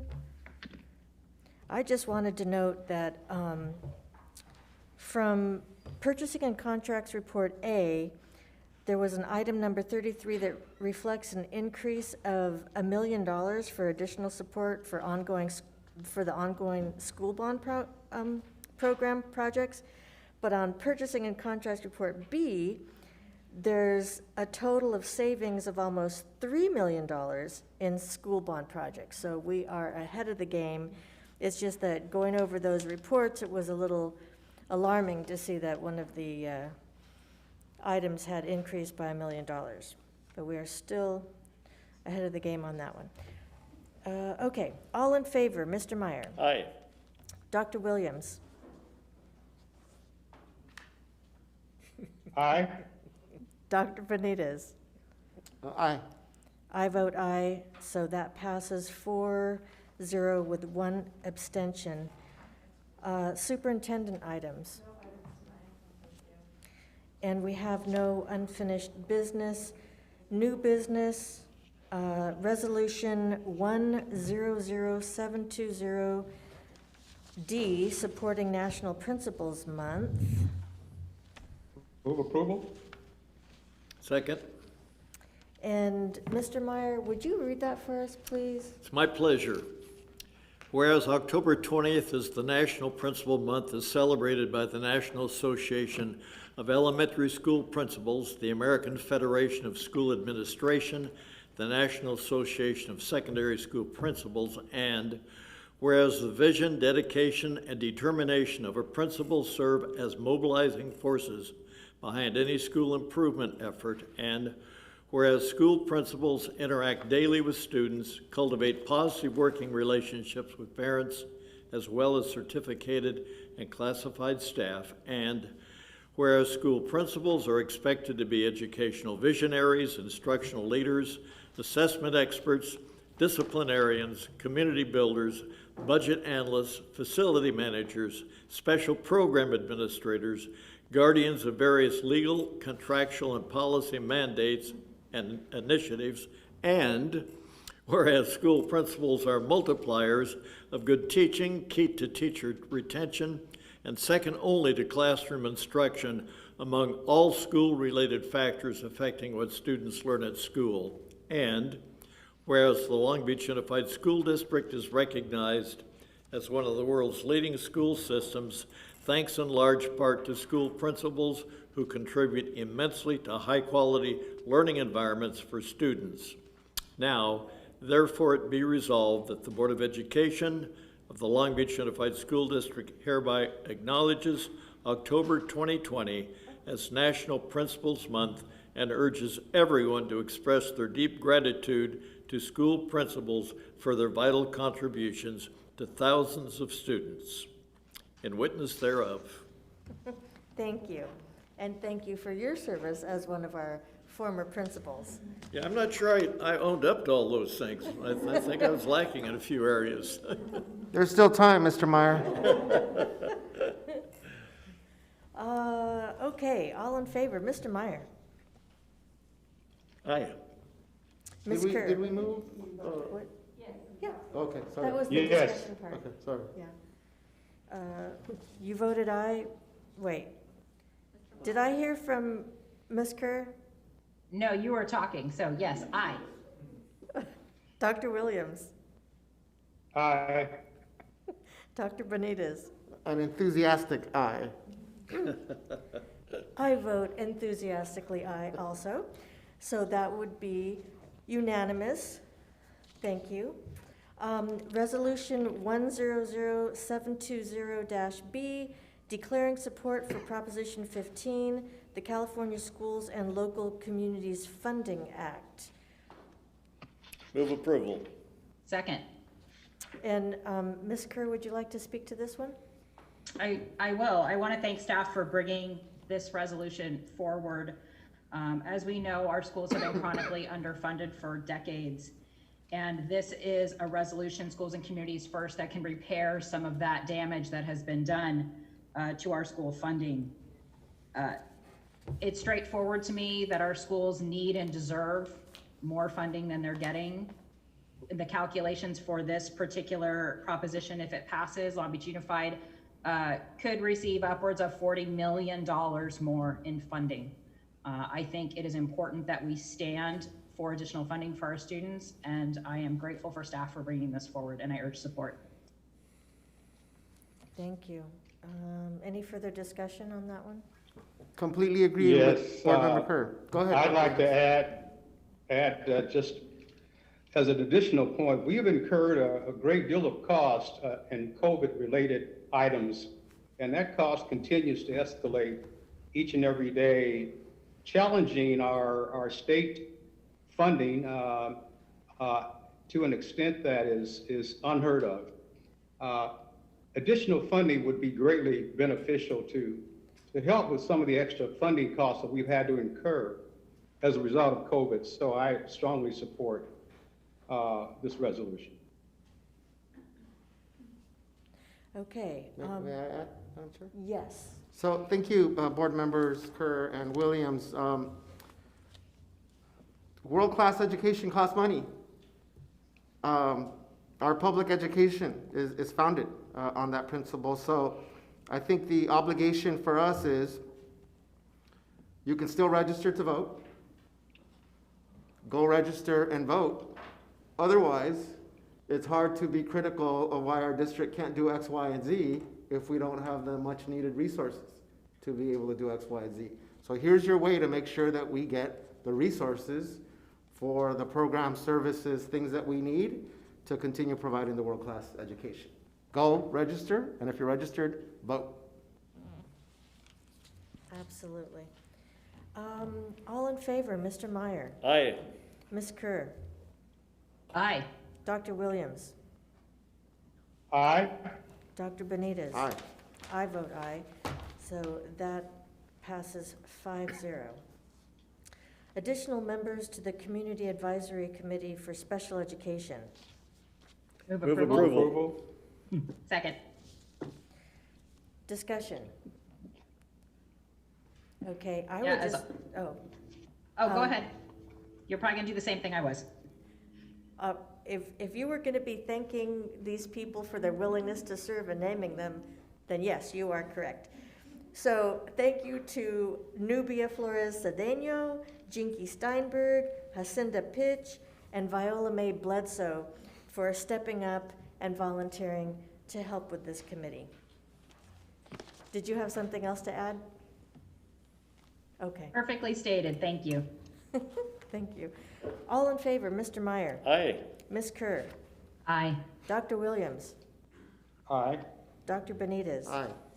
I vote aye, so that passes 5-0. Next, we have the reappointment of Personnel Commissioner. Move approval. Second. Second. And so now I'd like to bring forward Mr. Ken Cato to talk about this item.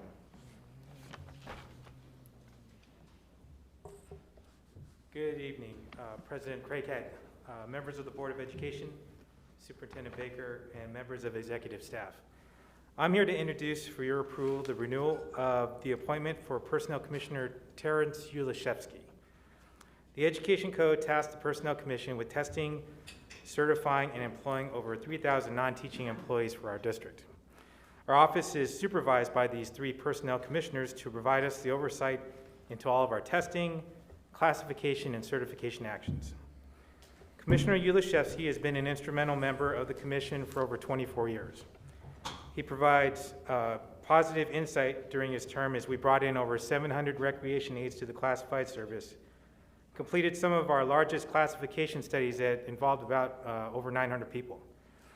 We changed the seniority system for all the classified employees, and we updated our substitute procedures for the benefit of all.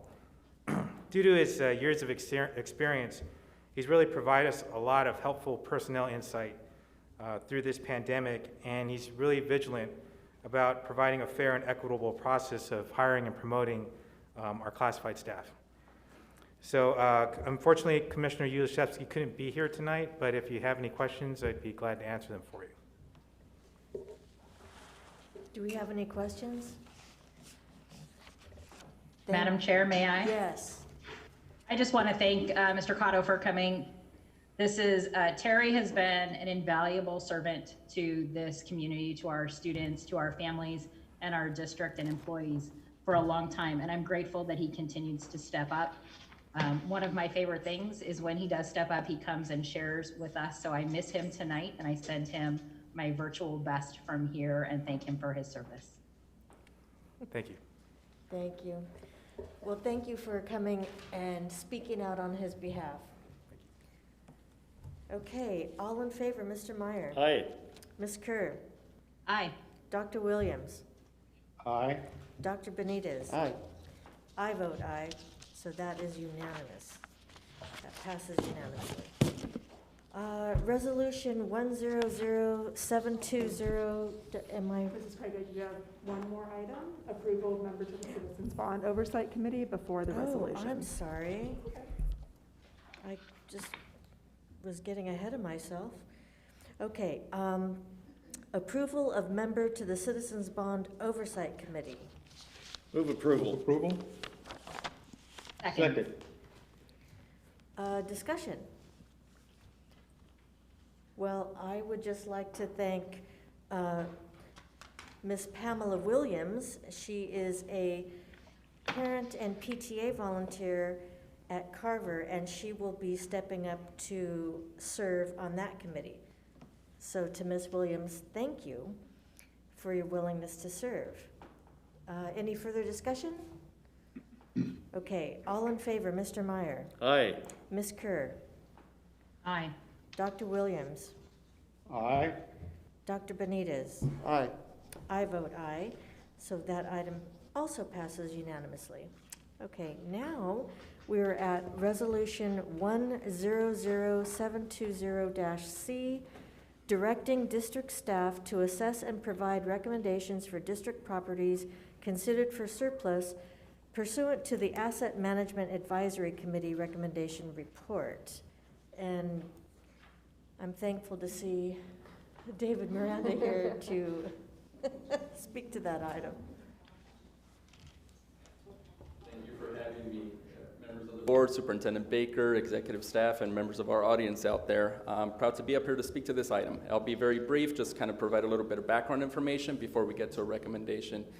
So really just to take us back a few steps, back in March of this year, earlier this year, I was up here presenting information related to our Asset Management Advisory Committee.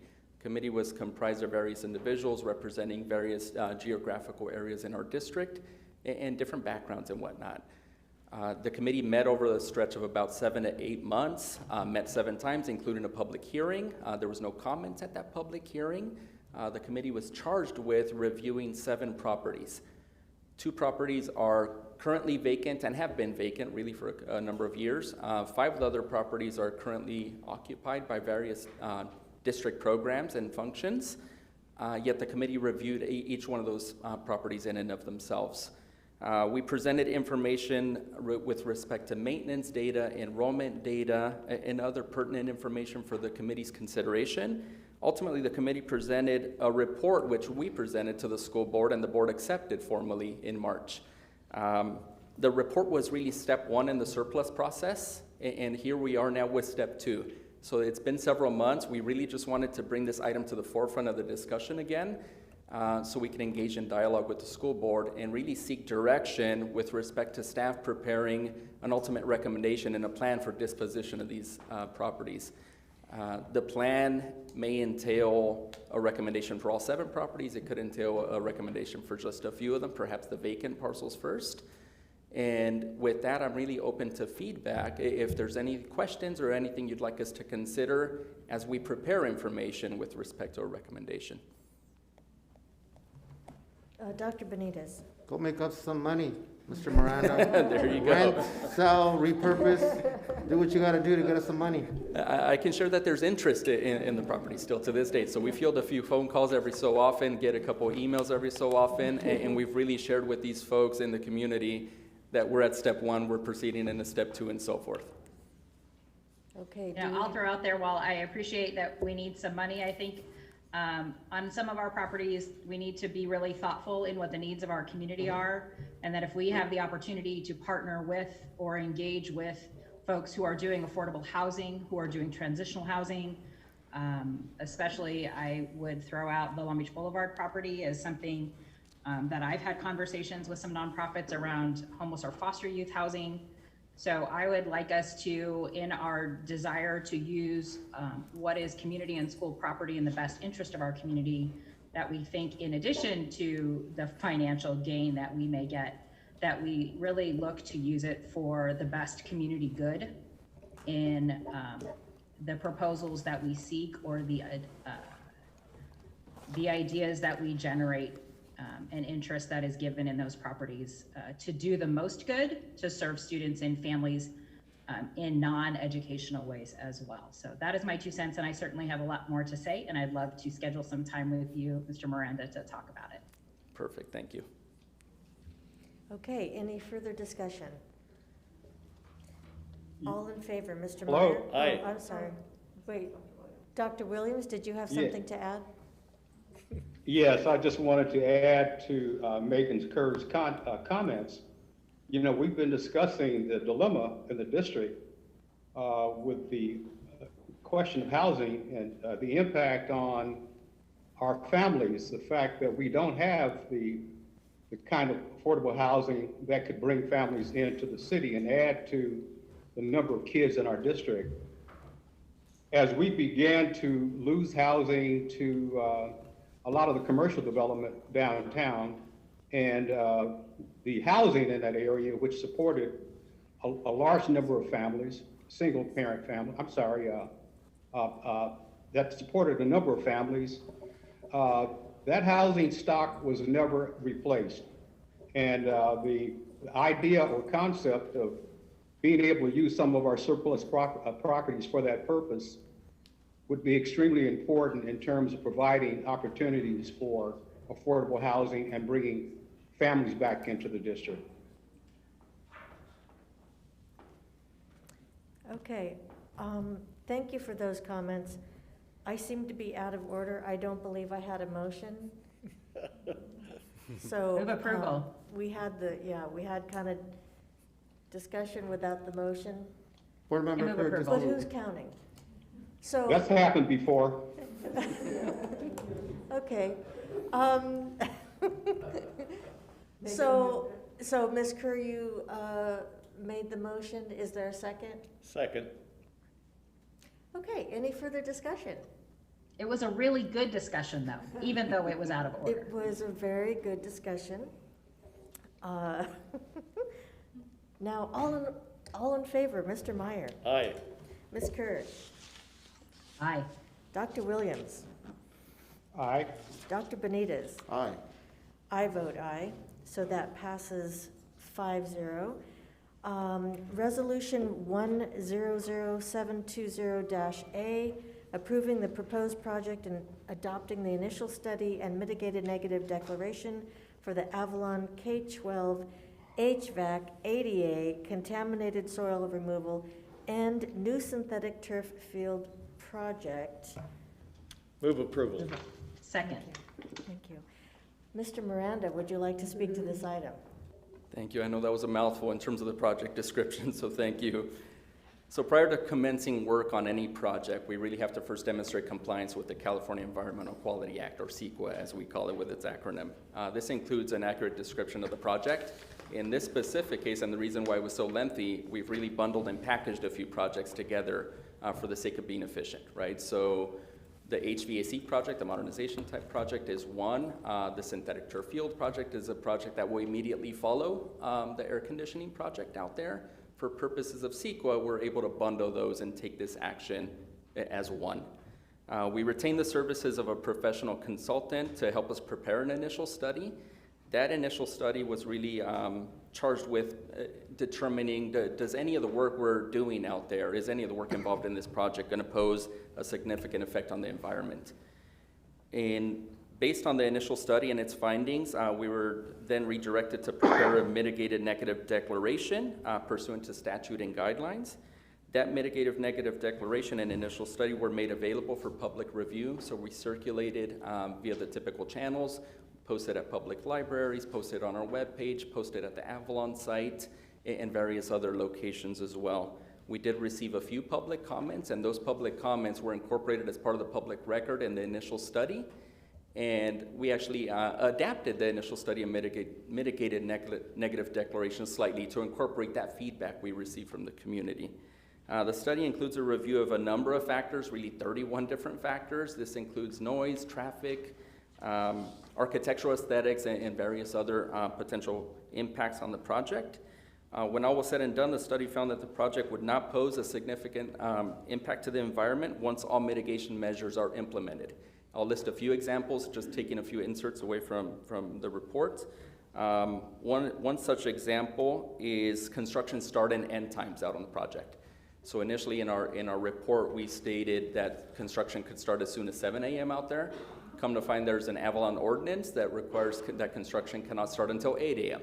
So we've now incorporated that into this report. It's now part of the public record there. There was one public comment from a representative of a Native American tribe.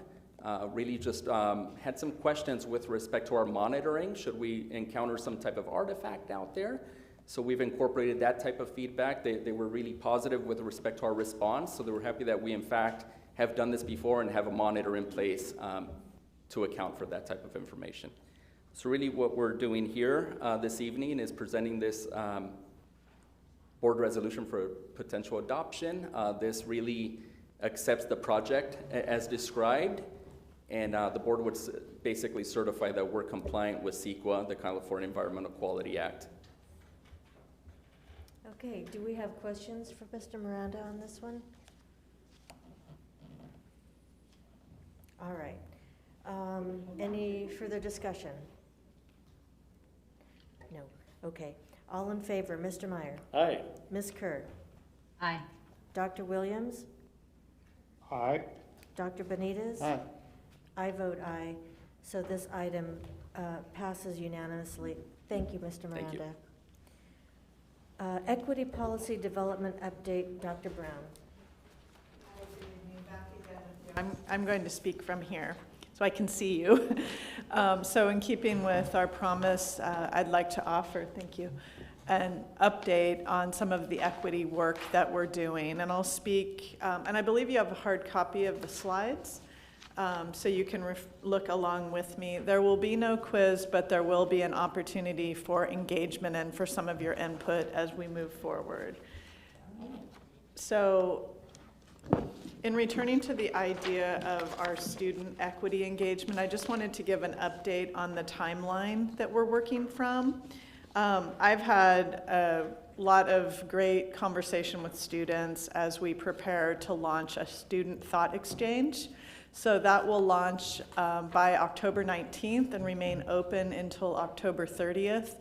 And that will be specifically to gather input on what equity means to students, some of the experiences that they're having, and what would really benefit adults, school leaders, staff, to hear from students in terms of the lens that they're looking at related to equity. I'm working with a group of students that we heard from in a board meeting a few weeks back. Our 4 students who have begun a chapter of DAWN, Diversify Our Narrative, here in Long Beach, and I had a meeting with them this last Monday in the afternoon. They were gracious enough to join me at 3:30 following their day of virtual school to do yet another Zoom meeting with me, and really I want to express thanks to Kate Brown, Anaya Lewis, True Jones, and Nicole Weaver, who are 4 students from Milliken, who were able to help me with some input around the thought exchange idea, as well as the idea of a student-led town hall. And they were so helpful in the meeting that I asked them if they would be willing to help me in leading the town hall meeting that will be coming up later this month at the end of October, and they were gracious enough to help me with some ideas around that. We'll also be moving forward with a selection of student representatives to comprise a student equity leadership team, and those will be students from each high school. So just an update for you on where we are in terms of the student engagement around equity. And this is one of the efforts that are being made. This is certainly not the only effort that's being made. In returning to this idea of a district equity leadership team, and this is where I want to get some input from you as we go forward. So the purpose of that team will be to advise the district on issues of equity that pertain to policy and practice based on having voices from the field and input from stakeholders. And we're talking about a group of approximately 25 participants that would reflect a diversity in experience, background, and thoughts. We would ask for a 2-year commitment to be a part of this equity leadership team. Participants could be nominated by someone else, but must be willing to individually complete an application. And we would ask for agreement that participation would include a monthly equity leadership team meeting and the potential of sharing or presenting in equity updates or reports going forward at board meetings. So this is kind of the overview of the design that we're proposing, and this I'll be asking for your input momentarily. In terms of the criteria, this is something that I have been asked, and it's been really nice to have outreach from community members and staff who have said, I've heard you talk about an equity leadership team, how do I get on it? am I eligible to apply? How do I apply? So we're moving forward with that process now. And in thinking around some criteria, these are things that we're posing for discussion. First is an interest in our work and practice on equity in Long Beach Unified. Second would be a written statement of commitment to equity in Long Beach schools. Next would be a letter of recommendation for participation that honors the commitment and cause of equity for the person who's applying. Next would be evidence of equity interest through prior work experience, teaching, or volunteerism. And then finally, a demonstrated ability to work well with others, because as we move forward, our strength will really come from the way that we can collaborate with, share with, take risks with, and join with one another. Here's a timeline for what we're thinking about. We're looking at October 19th as a call for nominations, and that application period would remain open for several weeks, so between October 19th and November 6th. By November 16th, the equity leadership team would be announced. We would hold our first ELT meeting by December 7th or on December 7th. The time of day will be determined because I feel like I need to survey the participants once we determine who they are as far as what their availability might look like. And then we would commence with monthly meeting dates in 2021 by December 18th. So with that, I'll ask you for two pieces of discussion. One is your input on the team description criteria or selection process that I've described, and then what have I missed in terms of what you would like to be considered?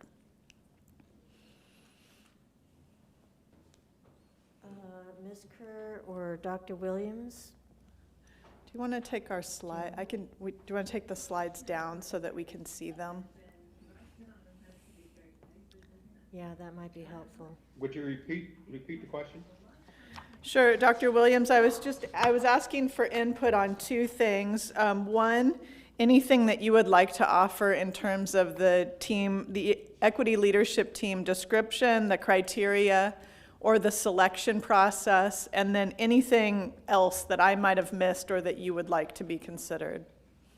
Yeah, what I'd like to do is just take a closer look at that criteria and get my input into you at a later point, if that's okay. Absolutely. Okay, Ms. Kerr, did you have some thoughts on that? Yeah, just briefly.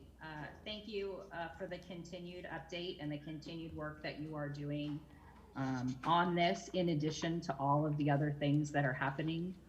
I think helpful for me, but also for our community to know that this work continues to be at the heart of what we do, even though we're dealing with logistics having to do with school and virtual learning and phasing in processes. There's a lot on everyone's plate, and it is heartening to know that this is still a major piece of the work that we're doing moving forward. I had a quick question actually on the student engagement piece. So the thought exchange will be deployed on the 19th.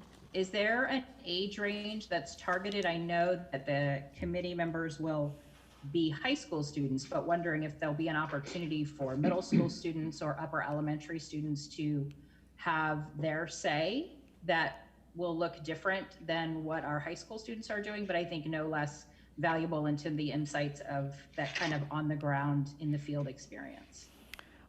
Thank you for that question. We've talked about deploying certainly to middle and high school, but not to preclude an elementary age student who wants to participate. So we will be meeting tomorrow and talking about our communication plan and how we plan to share the word with others and with students specifically around the thought exchange. But definitely don't want to limit the input of any of our students regardless of their age or grade. I appreciate the criteria that you've put together for the ELT.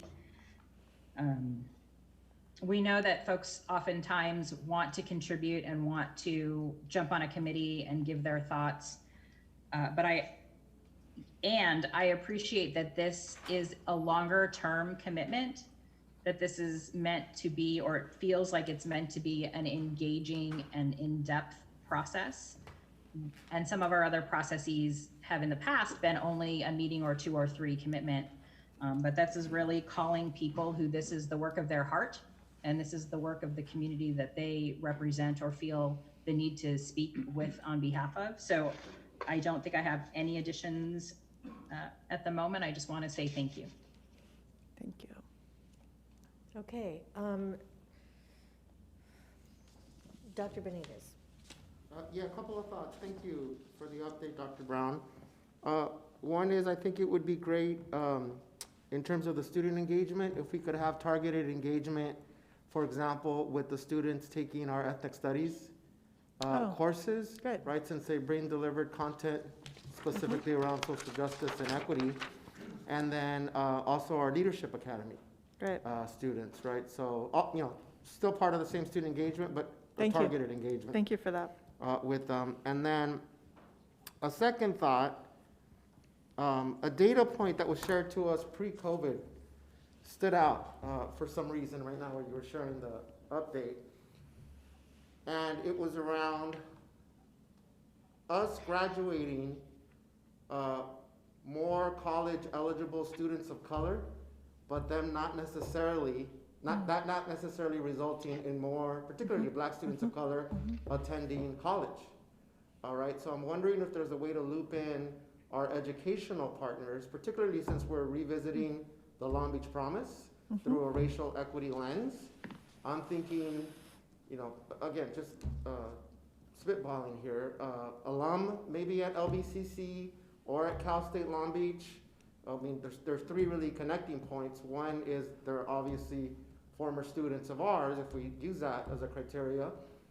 We're reimagining the Long Beach Promise and our seamless education efforts, but that data point stood out, all right, that we are achieving the outcome of having more college-ready students, but that's not necessarily translating into higher college-going rates amongst those students. Thank you. Thank you for the thoughtful comment. Appreciate it. Mr. Meyer, did you have something to add? No, it crossed my mind though, would it be advisable perhaps to have a teacher from the Long Beach Unified in that body? I'm sure hopeful, and I've already had a handful of teachers reach out and express interest. So we will be widely communicating the nomination opportunity and the application window to staff as well as community members, looking for a nice balance of each. I just had a question on making sure we have representation from across the district, maybe from the different high schools, making sure each high school is represented, or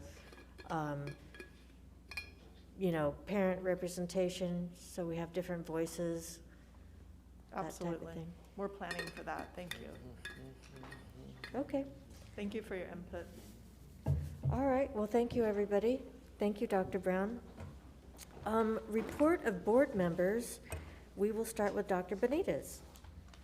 Oh, you caught me off guard, Madam Chair. I was trying to gather my thoughts here. I thought I was going to go last, but I'll go first. You can go last. No, that's fine. That's fine. Actually, I'll keep my comments very brief since I had a little soapbox moment earlier. Dr. Baker, is it possible to get an update? And if we got it via email, I apologize, I missed it, on the status of our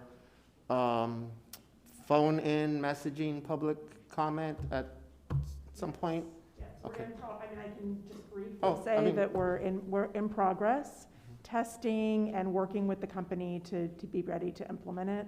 Our staff identified some needs in terms of its transcription, and are working closely with the company. So I think we're very close. Okay, great. Yep. Yeah, my comments are more around thanking our teachers and parents and guardians and family members for their patience and grace and flexibility these past, is it 5 weeks now, Dr. Baker, that we've been entering the school year? I think even at our quote-unquote worst moments of frustration, of sadness, that we still all want the same things for students. And I know that a lot of folks have reached out to us as board members and to executive staff. And I did want to caveat my earlier comments that I did not mean to disparage any of the folks that have been coming to give us public comment, but I did want to emphasize that not everyone's experience in the household, in their neighborhood, and in their virtual classroom is the same.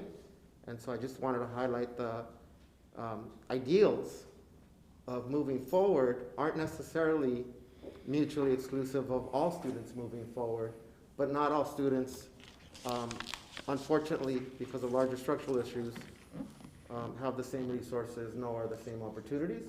Hence, we have an equity leadership team, being considered. So, thank you to teachers. I have a third grader at home.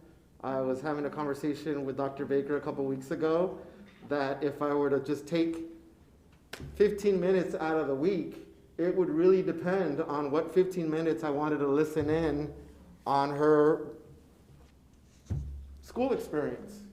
So if it's after lunch, I would have gotten a sense of some independent work.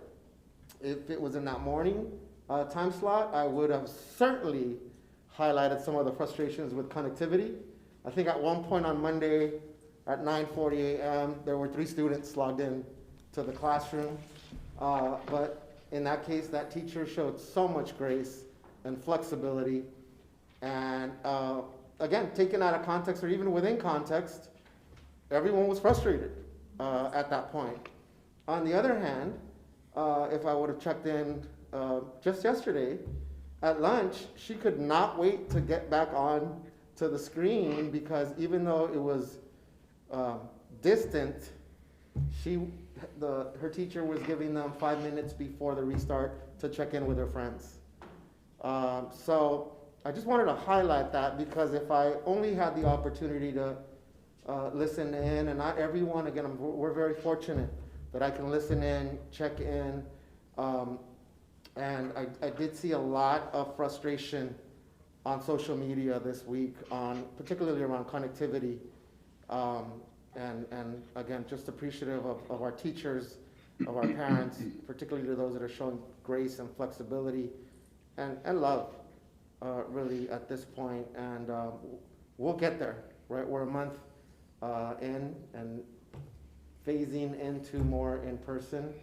So just kudos to our principals too. So if anyone ever considered being a principal at a school, try putting your skills to the test at the beginning of a school year during a global pandemic to make a school run. So thank you to all of our staff and teachers. Thank you. Dr. Williams. Thank you, Madam Chair. I want to just take a few minutes to discuss a presentation by the Cabrillo High School Math Collaborative. It's an update that Terrence Bryant presented, and just to talk about the program under COVID. And I thought the presentation was excellent. A number of people participated in the program. Part of that, he mentioned a number of partnerships and the respective roles of those partners.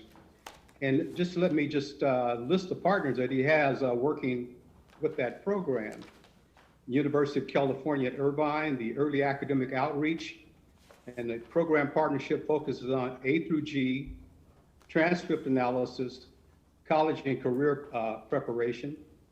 The University of California, also Irvine, Center for Black Culture, Resources and Research, and again, a program that helps to form a assessment of the students' heritage in terms of their culture.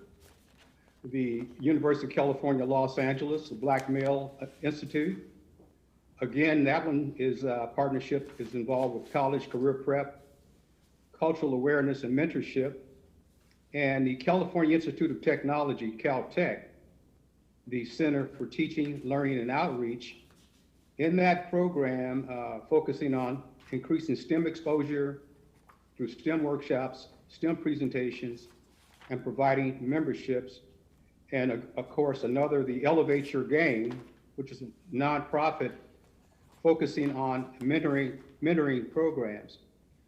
Also, Shades of Blue, and I want to talk about Shades of Blue for a minute, which is under the direction of Captain Willie Daniels. And you already heard from Bob Barbosa and the Barbosa Space Center. These are some of the partners that the program at Cabrillo has been working with. Let me talk about Captain Daniels for a minute, someone that I've met years ago and developed a good relationship with him. Captain Daniels is a pilot for United Airlines who just retired this month. But he is the CEO of Shades of Blue. Shades of Blue is an organization that primarily teaches students in various areas of the United States the art of flying planes. And there's a lot to that I want to talk about. There's chapters in various cities throughout the United States. We recently established a location at Ontario Airport. And Terrence Bryan and I were involved in assisting in the setup of the location at Ontario Airport. Now that program partners with NASA, and it also partners with the Federal Aviation Administration, and for a reason. The two agencies, particularly FAA, is really interested in the piloting portion of that program because of the perceived shortages of pilots that are being forecasted in the United States. And not just pilots, but the other aspects of the airport operations.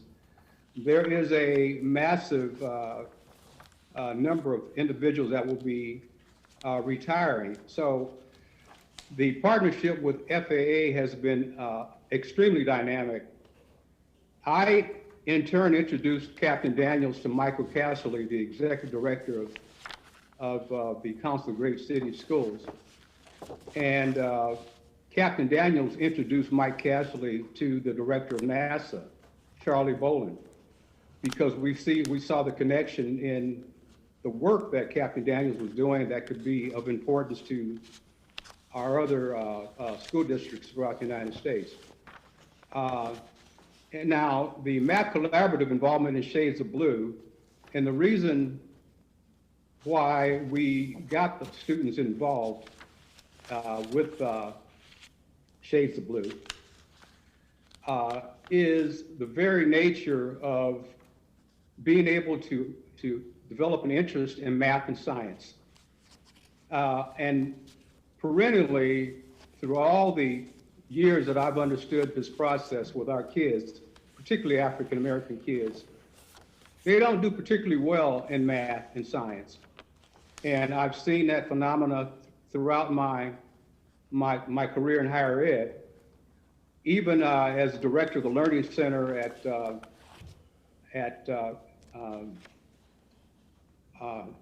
Dominguez High School, where we really saw the number of kids who were experiencing problems in those areas, and on to my years at Long Beach City College as the Dean of Business and Social Science. But it was my thought that if you can show students what the application of math and science looked like, then it would pique their interest in those subjects. And so the rationale for getting these kids involved was exactly to make them see how important and impactful math and science could be by having them involved in an area where they can actually utilize those skills. So that's precisely what occurs when they got involved in this pilot training program, is they now could see the importance of math and science. So the students were taking classes at Ontario Airport on Saturdays in the morning to learn how to fly planes. And they were joined with students from Ontario Unified School District, And the interesting thing is they had to get out to Ontario each Saturday morning to participate in those classes. In many cases, the parents of those students drove them out to Ontario Airport every Saturday to participate in the pilot training courses. But those courses had to be terminated because of the pandemic. We had to stop the courses. And what Captain Daniels has done, and I've worked with him, he's developed a learning management system to be able to continue teaching the pilot training courses in spite of the fact that the kids can't get out to Ontario Airport. What I have shared with a number of the people that have been involved with that project, and this project is not only training the kids to be pilots, but it's also looking at other areas in the airline industry, all phases of the airline industry. But my thought is that the kids through this involvement would improve their interest in involvement in school. They would improve their interest in math and science. You would see an improvement in their GPAs, also participation in honors and AP courses, increased college attendance, improve A through G participation, and the opportunities to be involved in airline industry through pilot training and some of the other jobs that are opening up in that area. So this has been a sort of a major piece for us in terms of adding additional pieces to what is going on with the Math Collaborative students. And I may add that not only do we have the Cabrillo students that are involved in this project, but also students from the Math Collaborative at Wilson High School. What I plan to do is to extend an invitation to Captain Daniels to present at our November board workshop so you can hear more from him about this project because he's attempting to scale this project up to include more students. And of course, we have a number of female students involved in this program as well. I'd like to ask Dr. Camarino, if he's in the audience tonight, what was his perception of the presentation because he did participate in it. Is Dr. Camarino here tonight? He is here. He's missing in action. Okay. No, he's here. He's here.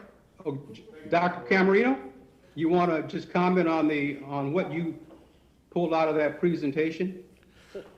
It was a great collaboration of many of our community partners and folks that are really vested into supporting our students of color, especially our African American males, to succeed in math and having that connection with the community in supporting and advocating and mentoring our young males that are in this program that are doing an exceptional job.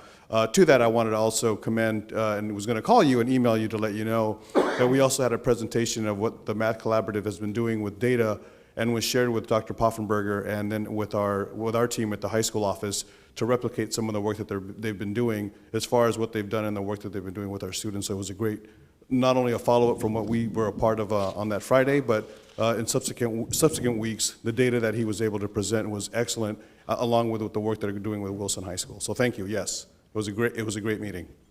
Thank you, Dr. Camarino. You know, Dr. Williams, at this late hour, it's a little dangerous to start taking roll on members. I'm sorry? I think you have to repeat it. Would you repeat that? I said, you have to be careful, Dr. Williams. At this late hour, you're taking roll on important members who may or may not be here. Thanks for being here, Jay. I apologize. I'll let you make up on your sleep a little later, John, but I just want to make one more comment and I'm done. This program at Cabrillo and Wilson also involves Hispanic students. And what I love about seeing both groups of students is the kinds of interactions that are being developed between Hispanic and the African American students, and what role that can play in a larger scene on campus in being able to bring those groups together. And this is a small segment of the relationships that are developing between those two groups. What we have in place at Cabrillo is some racial strife between those two groups. And the fact that you can bring these two together in this sort of an environment in the Math Collaborative, I think is a way going forward that will help reduce a lot of the racial strife that we're seeing between these two groups. So that's an exemplary program that's doing very good work, and it's reflecting absolute progress at Cabrillo High School and moving the needle for kids of color in that district and at Wilson High School as well. And I think has a great deal of potential as we look at equity programs that can be scaled up throughout our district to realize some of the same impacts as we're seeing with the program at Cabrillo High School and Wilson High School. Of course, the program at Jordan High School has a unique and special history all its own, and it's doing an absolute fantastic job in terms of the students that is moving through that program. So that's my report, and thank you. Thank you. Ms. Kerr. Yes, thank you. I just want to give a shout out to our marketing and media services team. Again, they continue to do exceptional work in reaching out and connecting with students and families and community members across social media. I have particularly enjoyed their Latinx Heritage Month series that has been happening, the student art competition, reminding us in their work with staff and teachers across the district of good things happening in the midst of all of this. I want to thank, it's a collective moment of gratitude for me, for all of us, in what I heard someone say, and it kind of stuck, partly because I'm a baseball fan, for all of us in this, our rookie year of doing our jobs in a pandemic. And I know that the spring, it was sort of forced.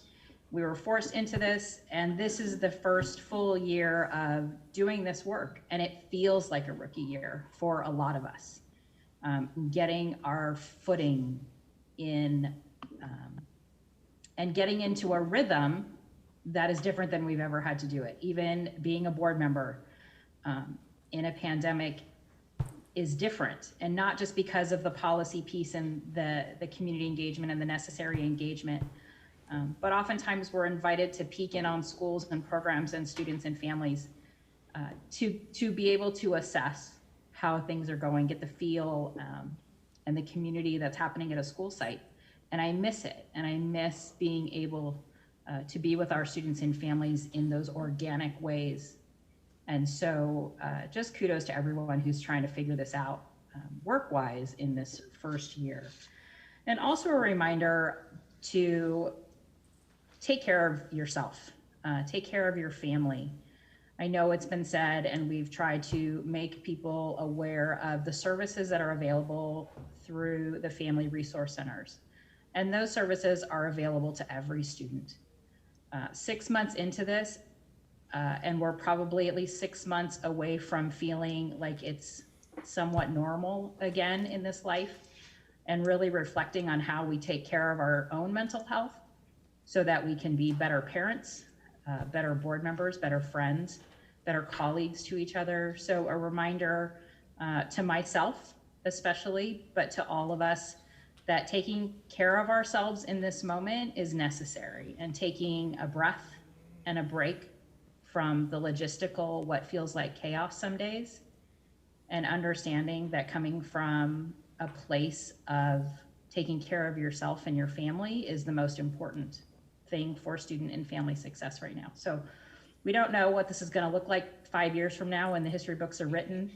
I don't know what kind of parent I've been through the pandemic, but I'm certainly more aware 6 months in that I want to be really intentional about how I'm parenting my kids and being a partner to my family and my colleagues. So take care of yourself, avail yourselves of the resources that are available through the city. The 562 just did a great piece on what some of those resources are. And our family resources centers, our counselors and principals are always there to help guide you in that direction. So take good care, everyone. Thank you. Mr. Meyer. Thank you. I'd like to follow up on the thanks that Dr. Benitez began to offer to our staff. We can't thank you all enough, our teachers, our support staff. And I know our parents are deeply concerned about what direction we're going, and rightly so. It's okay to be selfish about your kid and want the very best for him, and we all know that. Dr. Benitez has skin in the game. He has a daughter in school in the Long Beach Unified. I have a grandson. I have a son who's a teacher. So I'm close to the situation, and I know the frustrations that they're all going through. But I want to tell our public, everyone, that no one is working harder to solve these issues than our staff. It reminds me of a very highly acclaimed academic study that John F. Kennedy did at Harvard entitled Why England Slept. And it was a study on why democracy in the face of a crisis was so slowly to come around to the fate that Hitler was determined to levy on the world. And democracies are slow and they're a little cumbersome. Everything doesn't work like clockwork. And I think that's where we are. And I hope our public understands that as hard and as dedicated as our staff is working, there are a lot of pitfalls, a lot of unforeseen events that spring up, a lot of parties that we have to deal with. We have the labor faction, we have our teachers, we have the medical profession, we have politicians. Everyone's stirring the pot in one direction or another. So, a long-winded way of saying thank you, one and all, and to the general public, hang in there. This is a great district, and you have great leaders. Thank you, Mr. Meyer. I do appreciate how you are always able to pull out some kind of quote or some kind of relevant story. I don't know how you do it, but you have quite the file folder in your mind. And I always appreciate that. I'm going to keep my comments short. I just want to congratulate Bancroft teacher Linda McClure. She was named a Teacher of the Year for LA County Office of Education. And last week, I think it was last week, it's hard to tell, though, there was a celebration and car parade in her honor. Her colleagues put together a special event for her. So congratulations. And I just want to take this opportunity to thank all of our teachers. They are under a tremendous strain. They are rising to the occasion in meeting the needs of their kids, not just educationally, but their social emotional well-being as well. And I know that it is a Herculean task to provide education in a brand new way. And I've heard from a lot of teachers that are putting in so many extra hours and so much effort to be there for their kids and to do their job. So I just want to thank all of our teachers, and then also thank the principals that are supporting them, because it is, the month of the principals also. Dr. Baker, did you have? I do, and I know it's late, but I have some things I'd like to highlight tonight. First of all, I'd just like to thank staff for the presentations tonight. I think tonight's meeting clearly illustrates the depth and breadth and complexity of running the fourth largest district in the state of California, the largest employer, the largest landowner in our city, and the issues that go with that. We love our school system, and so you know why we're working tirelessly on behalf of students. I also want to just publicly affirm the commitment to bringing students back to school. There's a lot of things that happen on a day-to-day basis that don't get communicated, and I personally receive that feedback, and I know our staff listens carefully to the feedback about communication, and we will clearly get Dr. Brown's message out from tonight in several different ways in the days to come, so that there's some clarity. Communication is always a challenge for us. We spend our days working towards helping students, helping teachers, helping principals. We have a great support staff in the Public Information Office and marketing and media, but we are here to serve students, and sometimes we need feedback and improvement in the area of communication, so that is received tonight. Some things that go out, if it's a video or written correspondence, we often hear it's too much, too little, we don't like the videos, we don't like the print version, so we're trying things as much as we can as well. But I want to land on just some celebrations. First, to center our students and to tell you some things about our students. Despite what is happening in the pandemic, we have some amazing things to celebrate in our students. So I want to start with a group of students who I'm going to read from our press release, or our names in the news, about some of our recent graduates and other students who have really been recognized for something important.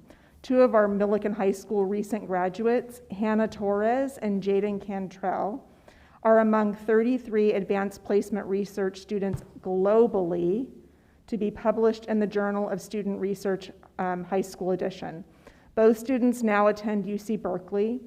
And get this, here's what they researched. Torres' research piece is titled Bridging the Financial Gap Among Young People. And Jaden's piece discussed the relationship between implicitly political films and political polarization.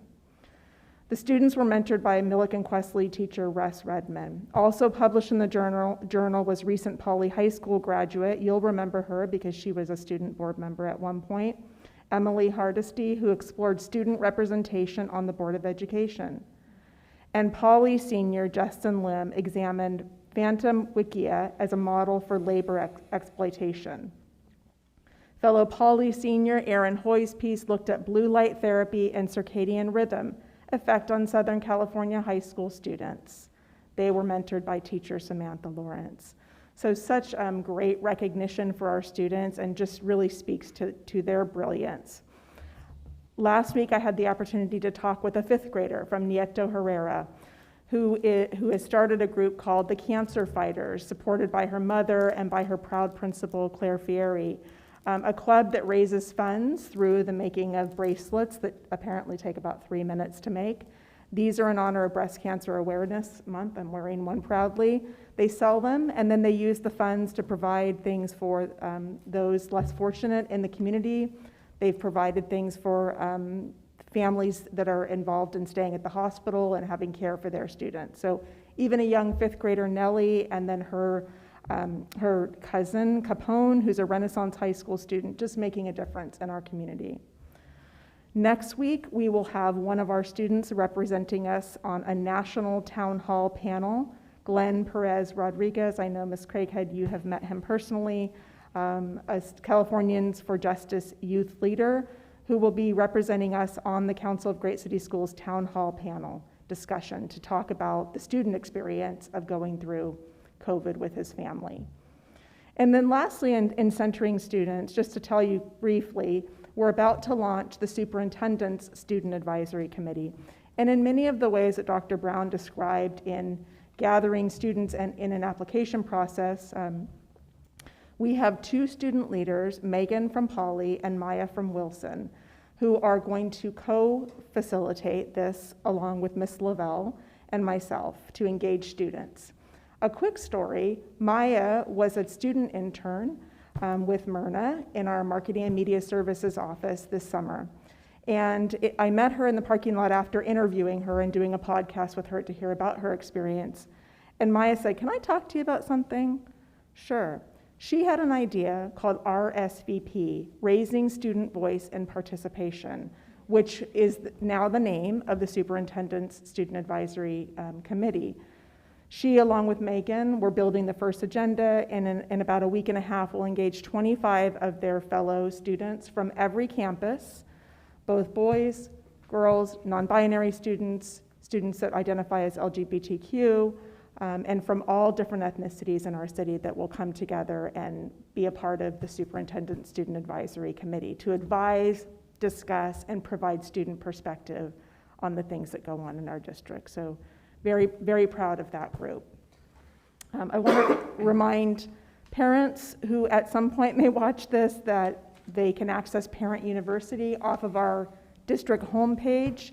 They are actively providing supports for Canvas tips, and then Canvas parent training that is provided with support from the Marketing and Media Department, who was already so nicely acknowledged this evening.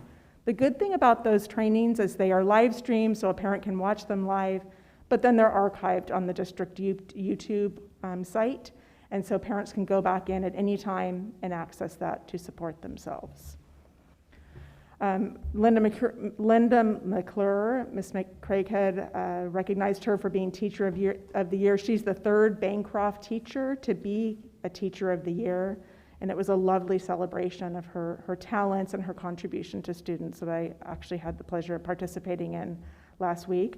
We also had a Teacher Librarian of the Year, and Darlene Dunn recognized she's the Teacher Librarian at Adams and McKinley. And then lastly, to our principals. So we know, and the research shows us, that principals are the second greatest influencer of student achievement, second only to a classroom teacher. And you heard words like unifiers, inspirers, coaches, mobilizers, builders, analysts, and what Mr. Meyer read in that resolution. And that is true of our principals. So I just want to shout out to them how much we appreciate them. And without a principal, we could have effective teachers in a building that didn't do all those things together that a principal makes sure happen as collaborative teams and building that collective efficacy. We have one of our principals who has been accepted into a national institute, the National Institute for Latino School Leaders, and Veronica Madrigal. She'll represent herself, she'll represent us, and she'll make a great contribution to the work of that institute. It's the inaugural year, and she'll also bring back her learning to help us when we think about serving our English learners. And so we are super proud of her and excited to have her in that realm. So thank you again. Thank you for your what you've provided for us in terms of direction to staff, for engaging with us on all different topics. We appreciate you, and thank you. Thank you. Do we have announcements? No announcements? Okay, how about adjournment? So moved. Then we are adjourned. Thank you, everyone.